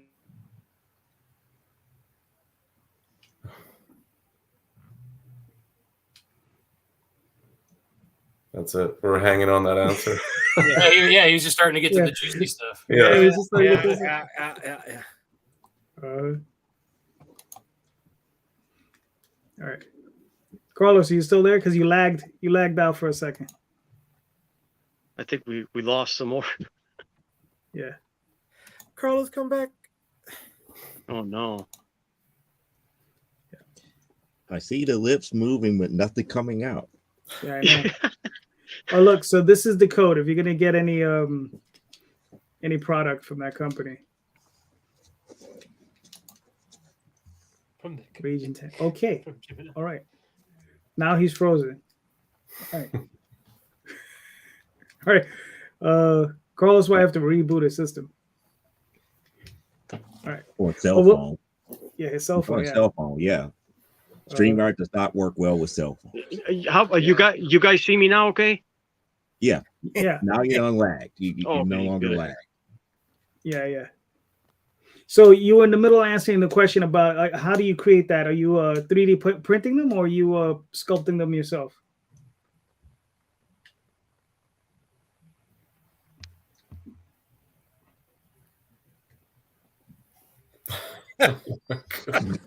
With a solar flare. Yeah. EM pulse.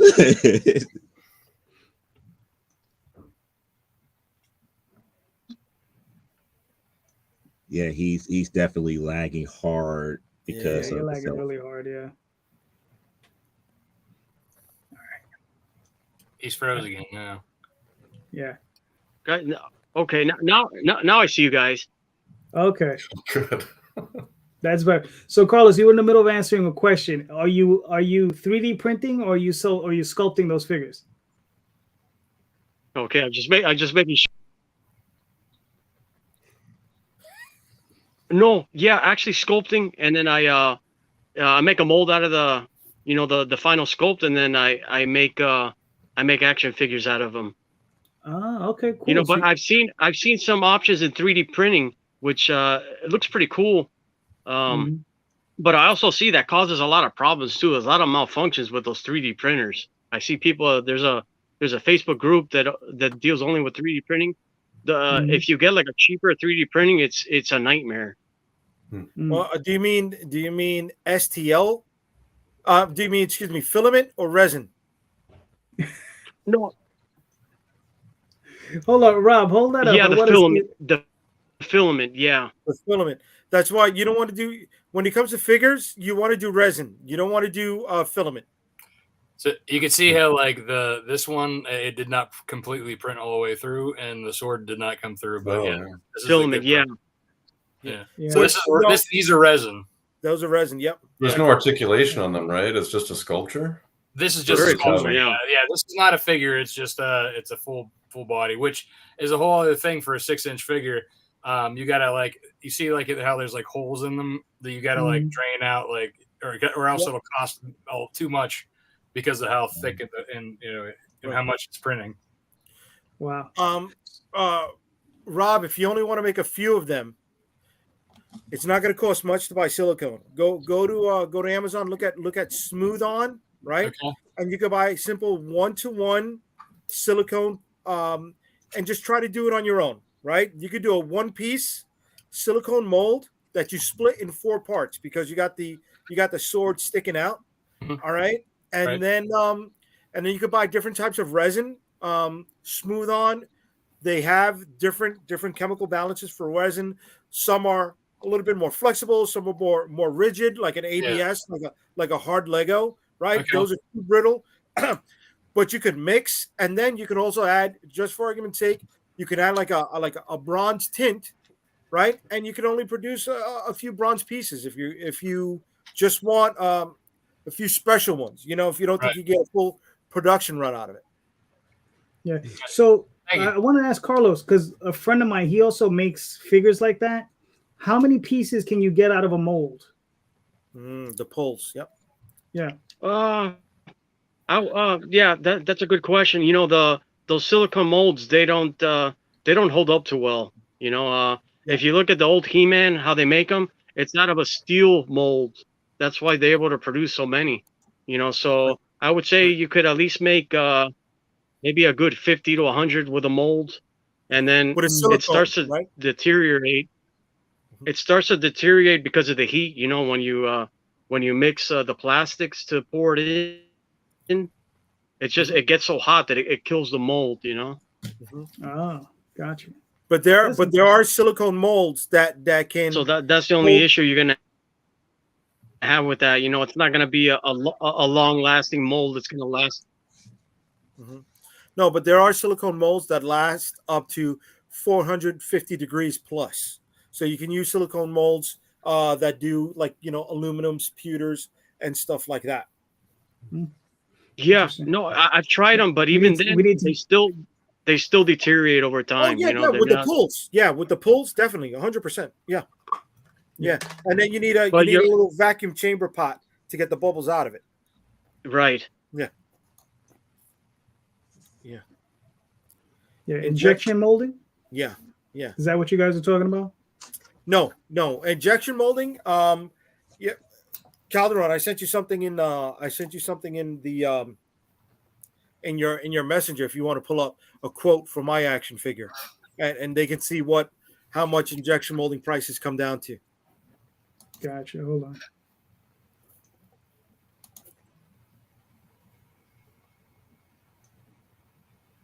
All right. Cool. You see it? The quote piece? No, I got you, brother. You know what? No, This I takes don't know me if you a see it. I'm just asking. If you didn't see it, then I would send it again. minute. No, I got you.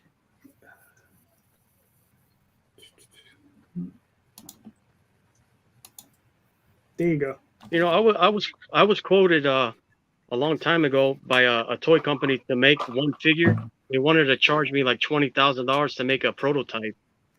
No, well, Jesus. you can see right there what the prices are for a chibi and a 4-inch, right? Mhm. So, for the 4-inch figure, I don't know if you can do it any bigger on there. No, it's not giving me an option. So I'll read it off to you. For a 4-inch figure, right? 2,000 pieces, which is the middle line on the figure. 2,000 pieces is $2,100, right? I got a quote after that for a 6-inch figure, which the 6-inch was going to be just a little bit more than $23,000. So that didn't include the shipping, but the packaging for a simple blister card, she said, was only going to be another $400 on top of that for the 2,000 figures, right? Mm. So you see how much it is for the mold charge. The mold charge alone was going to be almost $5,000, and to print out a single prototype, it's going to be $462. So when I put out the 6-inch figure of them, I'm going to be running a campaign for at least $31,000 for just one single figure, right? To cover shipping, cover incidentals, and hopefully covers Kickstarter fees. Mhm.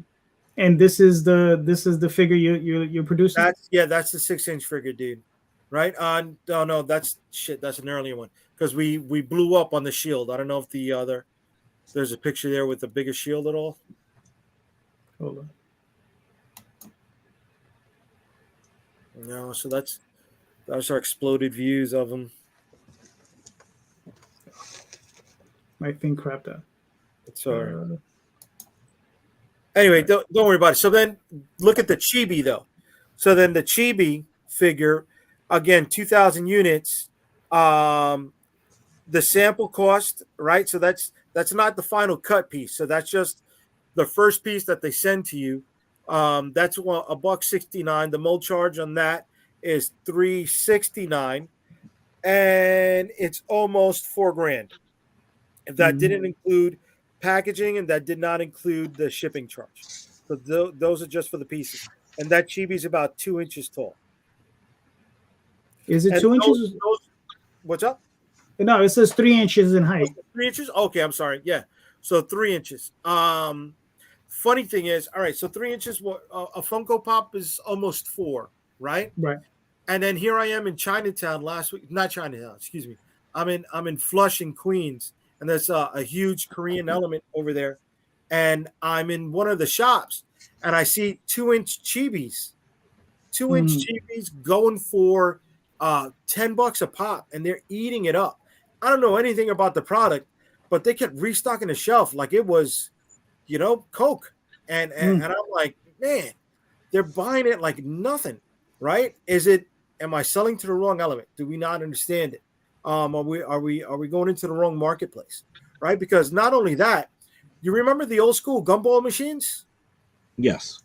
So they've upgraded them. They call them Gash Coin, right? Something. I think I'm pronouncing it right. There you go. Who said it? Okay, so you know what I'm talking about, right? Yeah. These brand new fangled, tchotchke machines, right? And they're putting, 10 coins a pop in there at $1 each. and they got it set up like it's soda machine, stacked 3 on top of each other, 8 feet deep, right? And I'm like, oh my God, they're eating this all up. And where'd you see this? In Flushing. In Flushing? Yeah. Okay. You know the Target Mall that's over there. That's Inflow. Yeah. I know. I've been there before. Yeah. So the store is called Teso Life. TESOLIFE. It looks like a CVS pharmacy, right? You go in the place though, and you've got candies, snacks, but then you've got all these manga and anime figures, the statuettes, the maquettes on the back of the wall, like it's the old, cigarette racks behind the counter at CVS, and they're buying their groceries, they're buying their peach flavored soda, right? And they're going into the coin machines and coming out like, okay, that's their Sunday run to pick up milk. And I'm like, these guys, it's ingrained in the everyday experience. We don't have that here.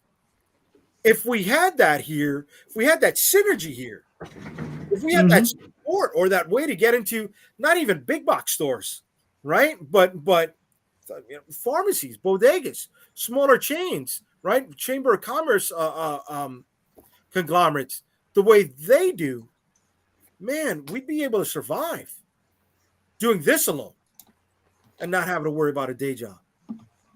Well, unfortunately, that sort of thing takes, time. I know. Yeah, I know. time. Well, it takes more money because that's how when they talk about skin in the game, that's skin in the game. Skin in the game. Okay, so let's look at that, right? Let's look at that for a second. And a simple chibi, right? It's still going to cost around $5,000. Yeah. Right, for 2,000 pieces. Can I move 2,000 pieces? I don't know. Can I move enough to get my money back? Yeah. I know I can do that. If I'm selling them at $10 a pop, maybe 15, maybe including them in my own mystery boxes, maybe using them in combo deals at conventions, maybe finding ways to do incentives or incentivize people on different Kickstarters. Probably I can move through maybe 60% of it, right? But then because I have this addictive personality, it's not I'm going to live off of that, right? I'm just going to roll that back in to make more product. Right. And I think that's something a lot of us experience. Unfortunately, we don't know how to parcel out our percentages for ourselves to reward ourselves, right? We just do that. Thank you. Right? But how many of us don't? I know I don't. I know I don't. Everything gets rolled back in. Well, I do buy myself one very inexpensive meal per campaign. That's about it. One very inexpensive meal. Need to step up. I take my wife out to thank her for putting up with my crap for about a month. I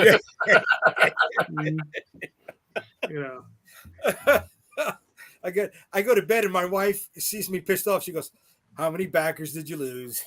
How many dropped out today?" Like. So yeah. So anyway, talk about stepping up the game. That was the question. What's your next move in comics? What are you looking to do next? Whether it be trades, toys, whatever. So Carlos, it was your turn. So what are you looking to do next? Sure. Yeah. I always use comics more as just advertisement, but the bigger picture is, I guess for all of us, moving to merchandise. I went into doing action figures on my characters. I moved into trading cards. I've done T-shirts. Eventually, you want to get somebody to make a movie out of it. You always got to look for the bigger picture. A video game, because comics is to me is it's just advertisement. The bigger game is movies like Marvel does. Or even TV series like The Walking Dead. Yeah. Mm-hmm. Yeah, absolutely. A TV series, or that's the big thing now. Everybody, nobody. I think the biggest thing now is Netflix. Nobody. I mean, I think more people watch those shows than actually going to the movies. And then they get mad when they get canceled. Yes. Yeah, that's right. But yeah, definitely, yeah. Always trying to expand, not just stay in comics, Mm-hmm. Right. True. All right, cool. Mr. Lanning. Mostly this year is going to be with other people, and I'm excited about some of the stuff I have coming forward. Some stuff that I'm hired to do, some stuff that I'm doing in partnership also. But the next move is going to be collecting stuff because it's time for me to write, and it's time for me to do my thing. So that's what's the next step. Not going to be this year, but it's going to be closing in. So. Now, will you be running that, or will Nita be running that Kickstarter? Because you were like, I'm going to sit back and watch you first. We'll see what happens, right? No, I guess why do you think I come on here? I don't come on here to ask questions of stuff I know already. I come on here to ask questions I have no idea. And that's what I say. So I'm learning. I'm taking time to learn. So yeah, I probably will run it because she'll probably want to charge me. And I don't have enough to pay for it. So. The honeydew list is gonna grow, baby. The honeydew list is gonna grow.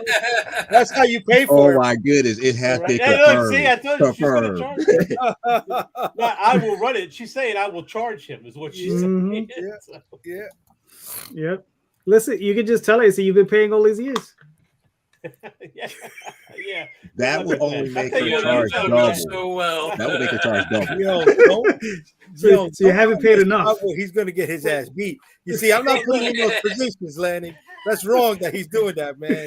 You're gonna come back around to what was said earlier. Happy wife, happy life. Yeah, I totally right. live by that. Yeah, man. $350. Ooh, that's expensive, son. You're supposed to get another family discount. You know what I mean? That's AT&T discount. You ain't getting it. That's it. Tell her you got 14 quarters for her. It's okay. You're lucky. I'm lucky if she gives me the regular price, it doesn't double charge me. So Nice. All right, Joe, what are you looking to do to level up this year? Or Well, what you know? If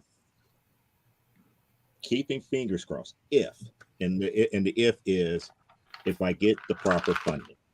The one thing that I've been working on in secret would be 100% out, and that is a role-playing game.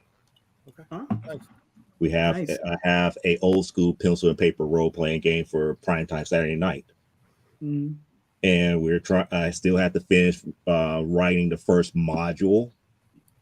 The system was done by Lockdown Games here, and it was a good partnership. It's a standalone game that is compatible to other role-play games in the Lockdown Games library. So if you pick up mine, you could take the characters from my role-playing game and put them in other versions of their games perfectly fine. So it was a good deal that worked out, but it is really a standalone type deal. I've been looking at trying to get like maps done and all the the bells and whistles to get it all nicely boxed together, but the main core manual should be out this year. Okay, cool. Very nice. Congratulations. I like that, man. That's a good one. Yeah. Cool. Because that's something I'm looking into for Oswald. Writing a manual and doing all that. I just haven't chosen because I know they had a bunch of problems with the OGL for D&D. Like those dudes went ballistic for the last month. Woof. That was real interesting. It's D&D they tried to change the contract on everybody. Wizard of the Coast. Yeah, Wizard of the Coast. Yeah, Wizard of the Coast. And because they had, I guess, something from 2000 to 2020. Oh no, 2000.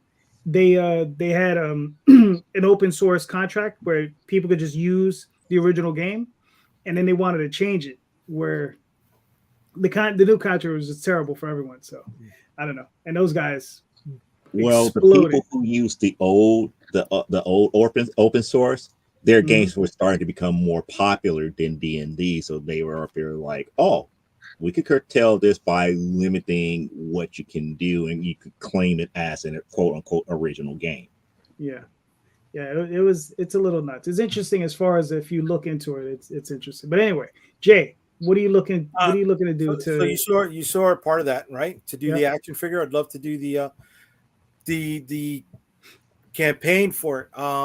Two things are holding me back is hopefully, China doesn't invade Taiwan and the geopolitical ramifications don't keep my shit from not getting produced, right? Because that's been one of the things that has kept me from pulling the trigger. Second is fear that I'm not going to hit, a 30,000 plus goal for a figure. I've never hit, 5 figures, let alone, lower, upper, lower tier 5 figures, right? 30 grand. I don't know what the fucking place is. We were going to charge about for the 6-inch fig. We were thinking $35, which would have the shipping baked into it. Use our offset copies as bonuses for the figure, stuff like that. We got different hands set up.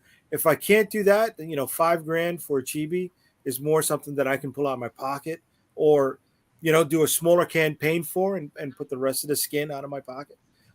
Shit, if the wife is not listening. But prior to the pandemic, I had built up the war chest to run conventions, and the last convention I ran was a 20,000 square foot venue.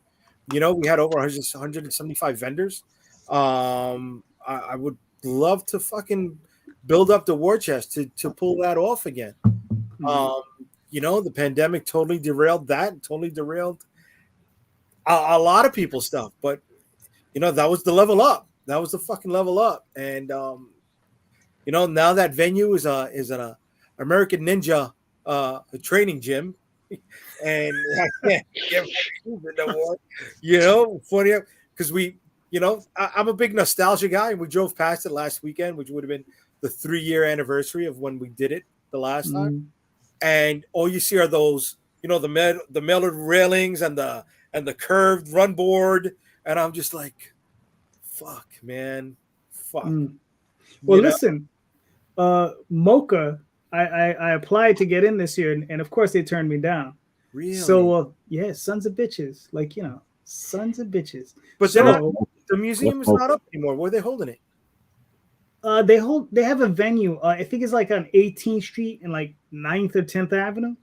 It's got to be small. No, well, it's 3 floors. So it's like 3 floors, and it's tight. The last, it was like because you know how it is. They charge $4.50 for a table, but they only charge $5 to get in the door to the consumer. Right. So it's cheap to get in. So the place was always packed whenever I got there. But you know how it is. It's all small press stuff. So yeah. No, we charged for the tables. We charged $1.50 for a 6x8 space, and we were charging $300 for a 10x10 space. We had 175 vendors in the spot, man. That was enough for us to make money on. Everything that came through the door was gravy. Gravy, dude. We had Power Rangers, we had Pokemon voice actors there. Intergenerational geek celebrities that the parents could bring their kids to and make money off of. But nice. It's expensive, Oh, yeah, of course, yeah. Fucking expensive, man. Between me and my partners, we came up with $33,000 to put that show up. Yeah.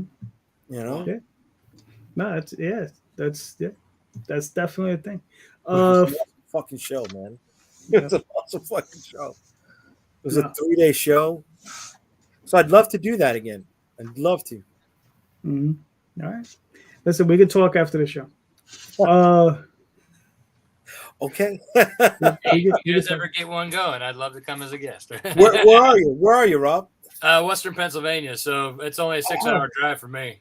Dude, we had people from Penn. Yeah. Yeah, Carlos, where you at? Oh, I'm down in Florida, so I think I'm far from you guys. Yeah, but if I was closer, you guys, to hit up some conventions. I think you're closer than I am. That would be awesome. See, that's the thing. I don't think I drive as far as Randy, up or west. But I've done the drive from here, for MegaCon. That Orlando's an 18-hour drive. Joe knows I've done the drive from here to Chicago. That's fucking that's a 12-hour drive for me. I've driven to Texas. from here from Dallas. That's a 26-hour drive. I've driven to Tennessee. That was a haul also. So, Lanning, you're not far from there. I can do, New Orleans cons and shit. The thing is, what is Fan Expo? Don't call it that. Don't call it that. Knowledge. No, you don't call it that. No. You want to point yourself out as a tourist, call it knowledge. Go right ahead. Yeah, I see. I get it. That's the same way with New York. So I understand. I respect that, baby. So C, how do you pronounce it? New Orleans. Okay. Oh, okay. You get you enunciate. Yeah, I hear you. New Orleans. New Orleans. It is 2 words. L-E-N-Z. New Orleans. Yeah. New Orleans, not New Orleans. No. You got New Orleans. No, you only do New Orleans if it's in a song. It's like if you're Louis Armstrong, it's like, what's it like to miss New Orleans? You only do that in a song. But New Orleans is usually New Orleans. All right, Rob, I wanted to ask you, what's the production time on the plush? So from the end of the campaign, I'm guesstimating from what they've told me, I'll probably have them in hand in July. Okay, well, that's cool. Yeah, that's not bad. Because I was talking to Tom Hutchison and I think they got with his figures that it's been well over a year. Yeah. Oh, he hasn't received the critter figures yet? Nope. No. He's next in line. He's waiting for I think the Purgatory figure to finish. Yeah. Wow. Yeah. And they're a 4-month production time and then shipping. So you double that, buddy. Yeah. Double that, because you know what it is. It's Chinese New Year, so it's 2 weeks they're not doing any work. Good for them. Everybody deserves some time off. But the chibis will come in 1, 2, 3 because they're going to be shipped. If I do that, they'd be shipped unboxed, in air freight, and could be here within 2 weeks of a final production date. Mm-hmm. Well, I mean, that's another one we could talk about. Yeah. Jesus Christ. I just love spending money. Oh, that's what's fucking wrong. I eat with my eyes, man. I'm a fat kid, but also with fucking toys and comics and shit. I could do that. And my wife was like, the fuck you can. Oh, I know. I feel your pain. Yeah. Bro, oh my God. Seriously, whenever I get the fully fleshed out idea, right? Not the outline, not the presentation outline. Once I bring to her all the stuff, right? Because let's be honest, she is the boss. I bring it to her and I'm like, babe, I think I can, blah, blah, blah, blah, blah. But can you sell it? I don't know. I'll buy it. Sure. Sure. Yeah. So. Listen, that's how it starts, though, right? We put out our books that we're like fans of the, whatever book we're putting out, and we want to see it out there. I want to see my book look just like something that's on the shelves, So, and I'm a fan of it, so I know other people are gonna, that's how we all. I'm sure we're all feeling the same way about our stuff. So why? Yeah, people would just like us will buy this shit. Yes. Yep. And that's one of the things that so many of us don't understand. It's not only do you have to learn the craft, right? You have to learn how to stay alive to keep producing the craft, right? I went into this with College Business 101, right? And everything came with losing money. But losing money was pretty much me paying my dues to learn stuff because there wasn't a school for this, right? And we have to focus on the numbers just as much as we focus on the creativity side, because if not, we're not going to be able to produce more content. That is the truth. And a lot of people don't understand it. That's true. Yeah, as an indie, definitely as an indie, as being an independent, you have to have a business side too. You can't just have the artistic. You have to know how to survive. Mm-hmm. Hold on a second. Randy has to go. Randy, it was a pleasure. Randy, it was a pleasure having you. One more time, though, please let everybody know where they can find your work, sir. Well, obviously the Kickstarter live right now for Bullet Adventures 2. Social media at Altruist Comics, pretty much everywhere. So yeah, check me out online, altruistcomics.com. I've got a shop there that has got some of my past work, also all available as add-ons for the campaign right now. All right, cool. Thank you, Randy. Thanks it for was having a me. pleasure. Nice meeting y'all. Nice meeting you, Randy. Good luck, bud. Nice meeting you in Nice person. to We're meet friends on Facebook. We never actually had a chat yet. So, Exactly. nice to meet you in person. Yeah, man. Take All care, right. guys. You're always welcome. Take Take care. care. Thank you. All right, now we're down to 6, And then there were 6. and then there were 6. There you go. Carlos, you got to So- stay to the end, Carlos. You got to stay to the end, bro. Keep that internet. Yeah, I know. bro. I think am I killing everybody with this bad connection? No. Well, you're well We're now, having a good time, dude. We're having yeah, a good now time. you're fine. As a matter of fact, I'm gonna pull up your campaign real quick. So you can walk us through it really fast. We played the video. Sure. Yeah, I missed everybody's campaign. I'm sorry about that. It's all right. So you got issue 2. What's going on here? Yeah. Well, this is issue 2 of Bloodstone. And like I said before, I'm sorry. He's an assassin called Bishop Cross. He comes in contact with this fallen angel having this deadly stone and becomes its new blood guardian. So that's that's pretty much the premise of the book. And each book he's fighting a different villain that's trying to get the stone away from him. But yeah, we have the campaign. It's the 2 comics. We have a variant cover that actually a fan sent in, Edwin. So sometimes I'll use a fan piece as a variant cover. Just because I always appreciate what the fans send in. And yeah, we have a bunch of different prizes. Action figures, trading cards, hologram cards. And I produce all that, in house. Nice. So how many issues is the series going to be eventually? And yeah, we're always so far only got 2 issues because I do all the comics, so it takes me a little bit. I do all the colors, the coloring, the text, everything to do with the comics. I do it, so it takes me a little bit longer to produce an issue. Mm-hmm. The figure looks really cool. Yeah, and that's the action figure. It's actually it's articulated and everything. Nice. And those are some of the Comic Cons I attended. I have it's been a few years since I've attended a Comic Con. Yeah, since the pandemic, it was everything went crazy. No, trust me, we all know. Yeah. All right, cool. And yeah, those are all our. So far, we got 10 comic books for the company, all different characters. Nice. And I sell some of my original art too. Sometimes some backers like to collect it. All right, cool. Very nice. I mean, so is this just a 2-part story, like just the 2 issues, or are you going to be continuing? No, yeah, continuing. Each character is it's going to be like a Batman. Each character, it could go on for 100 issues.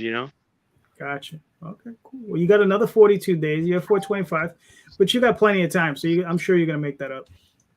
Yeah, I guess I just try to keep advertising on on Twitter and whatever social media you can. No, listen, man, you just got to keep hustling. But I always appreciate anybody that just right, just hang in there. Listen, exactly. Just keep hustling. That's all it takes. You just got to keep hustling. Ask Rob, who I think I've seen on like 10,000 podcasts at one point. That's just it. During campaign time, you will see me everywhere, and then afterwards, I disappear for a while. Yeah, exactly. We do, yeah. Charge that battery. Mm-hmm. That's what it takes.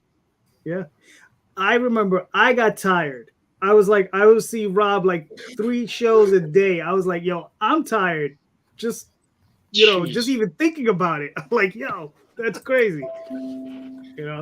All right, yeah. Gentlemen, we're at the top of the 2nd hour, so we made it. We're done. So already? Thank you. Already. Yeah. It just seems like we just got on. No, we're good. Anyway, gentlemen, this was awesome. Thank you so much for being here. Let's start with Carlos. Where can we find you and your work, sir? On my website is www.wicked-comics.com. We have everything there, all the comics, the action figures, trading cards, everything I sell there. And but also in Barnes & Nobles, Amazon, Comixology. So I'm pretty much everywhere. Nice. All right, cool. Rob, where can we find you and your work, sir? Yeah, so lonewolfcomics.com is my website. You can find me on Facebook, Twitter, Instagram at Lone Wolf Comics. You can find me personally at Rob Multari on all three of those. If you want to go to the campaign and get yourself a plushie or a comic or two, go to lonewolfcomics.com/plushie, and that'll take you to that very long Kickstarter link that they love to give you. Nice. And it's also in the show notes. All the links to all the various campaigns in the show notes. So you just click on that, take you right to the campaign, go buy yourself a cool plushie or some cool books, So there you go. Mr. Lanning, where can they find you, sir?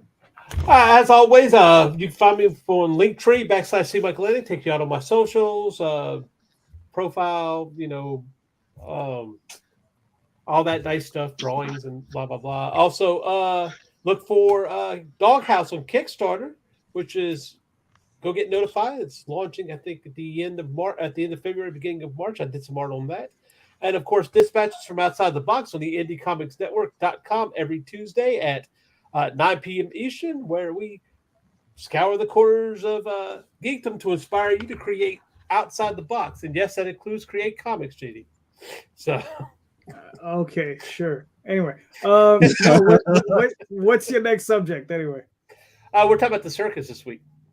Jesus. Anyway, clowns, not the clowns. Not the clowns. No, we did the clowns already. We talked about the circus, so there's more. Now it's just the circus. Okay, got you. Yeah. Joe, where can they find you and your work, sir? Right there on the screen, that link tree that you see right there. You will find the company website. You will find both YouTube pages, both the gaming one as well as From the Desk of a Small Press Publisher, where I have been working on Primetime Saturday Night over these past couple of weeks, and I still owe people a couple of reviews of some independent work coming soon here. I just haven't sat down and read what I just got in the mail. Kind of sort of like the first two volumes of the last Oswald Chronicles that I got, plus issue 5 of Equal Raven. Nice. Hint, hint, nudge, nudge, say no more, say no more. Plus a couple other stuff. Plus a couple other stuff as well. And that's where you can find me. Everything is right there on that link tree. Nice. All right, cool. Mr. Rosario. UnstoppableComics.com. All roads lead to and from Unstoppable Comics. You hit the website, you can find all the social media links, what's coming up, and what we still have in stock. All right, cool. Well, you can find me on here every Sunday, pretty much. Sometimes, most Sundays.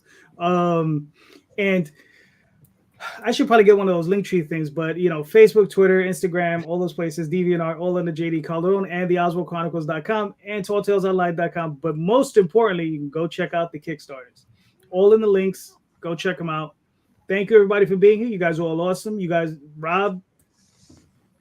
Thank you. Incredible as always. Thank you so much. Looking forward to everything you're putting out. Mr. Rosario. Yeah, I don't get an incredible as always. Let me tell you, I know for the next 2 weeks you're not going to be here, right? And I know only one person is going to miss you, and that's going to be you. Hey, wow. With every shot so far, yes, thank you so much. Why you got hit with a gut so quickly? Well, he begs for it. He begs for the abuse. I beg for it. I beg for it. You beg for it. You know my job, and my job is making sure I allow the people around me to shine. And if that means making myself the target, then I'll make myself the target, guy. Okay? Without me, you're not going to be as bright. I'm only joking. We will miss you, sir. We're gonna. Son of a bitch. You know that. But all seriousness, congratulations. Thank for your 1 year anniversary. Thank you. You know, and Yes. and as far as the Super Bowl is concerned, fuck that. Like, I hope your team loses. My team lost before the playoff game started. Yeah. There you go. All right. All right. So fine, whatever. Hopefully, but I do wish this for you. I hope you make some money. So I hope so too. Yes, thank you. Yes. All right, Joe, thank you for being here. C. Michael, thank you for being here. Randy, Carlos, you guys are all awesome. Like I said, Rob, you're always welcome. Thank you for being here, and I will talk to you guys soon. Have a good night, guys. Bye. All right. Good night, guys. Pieces.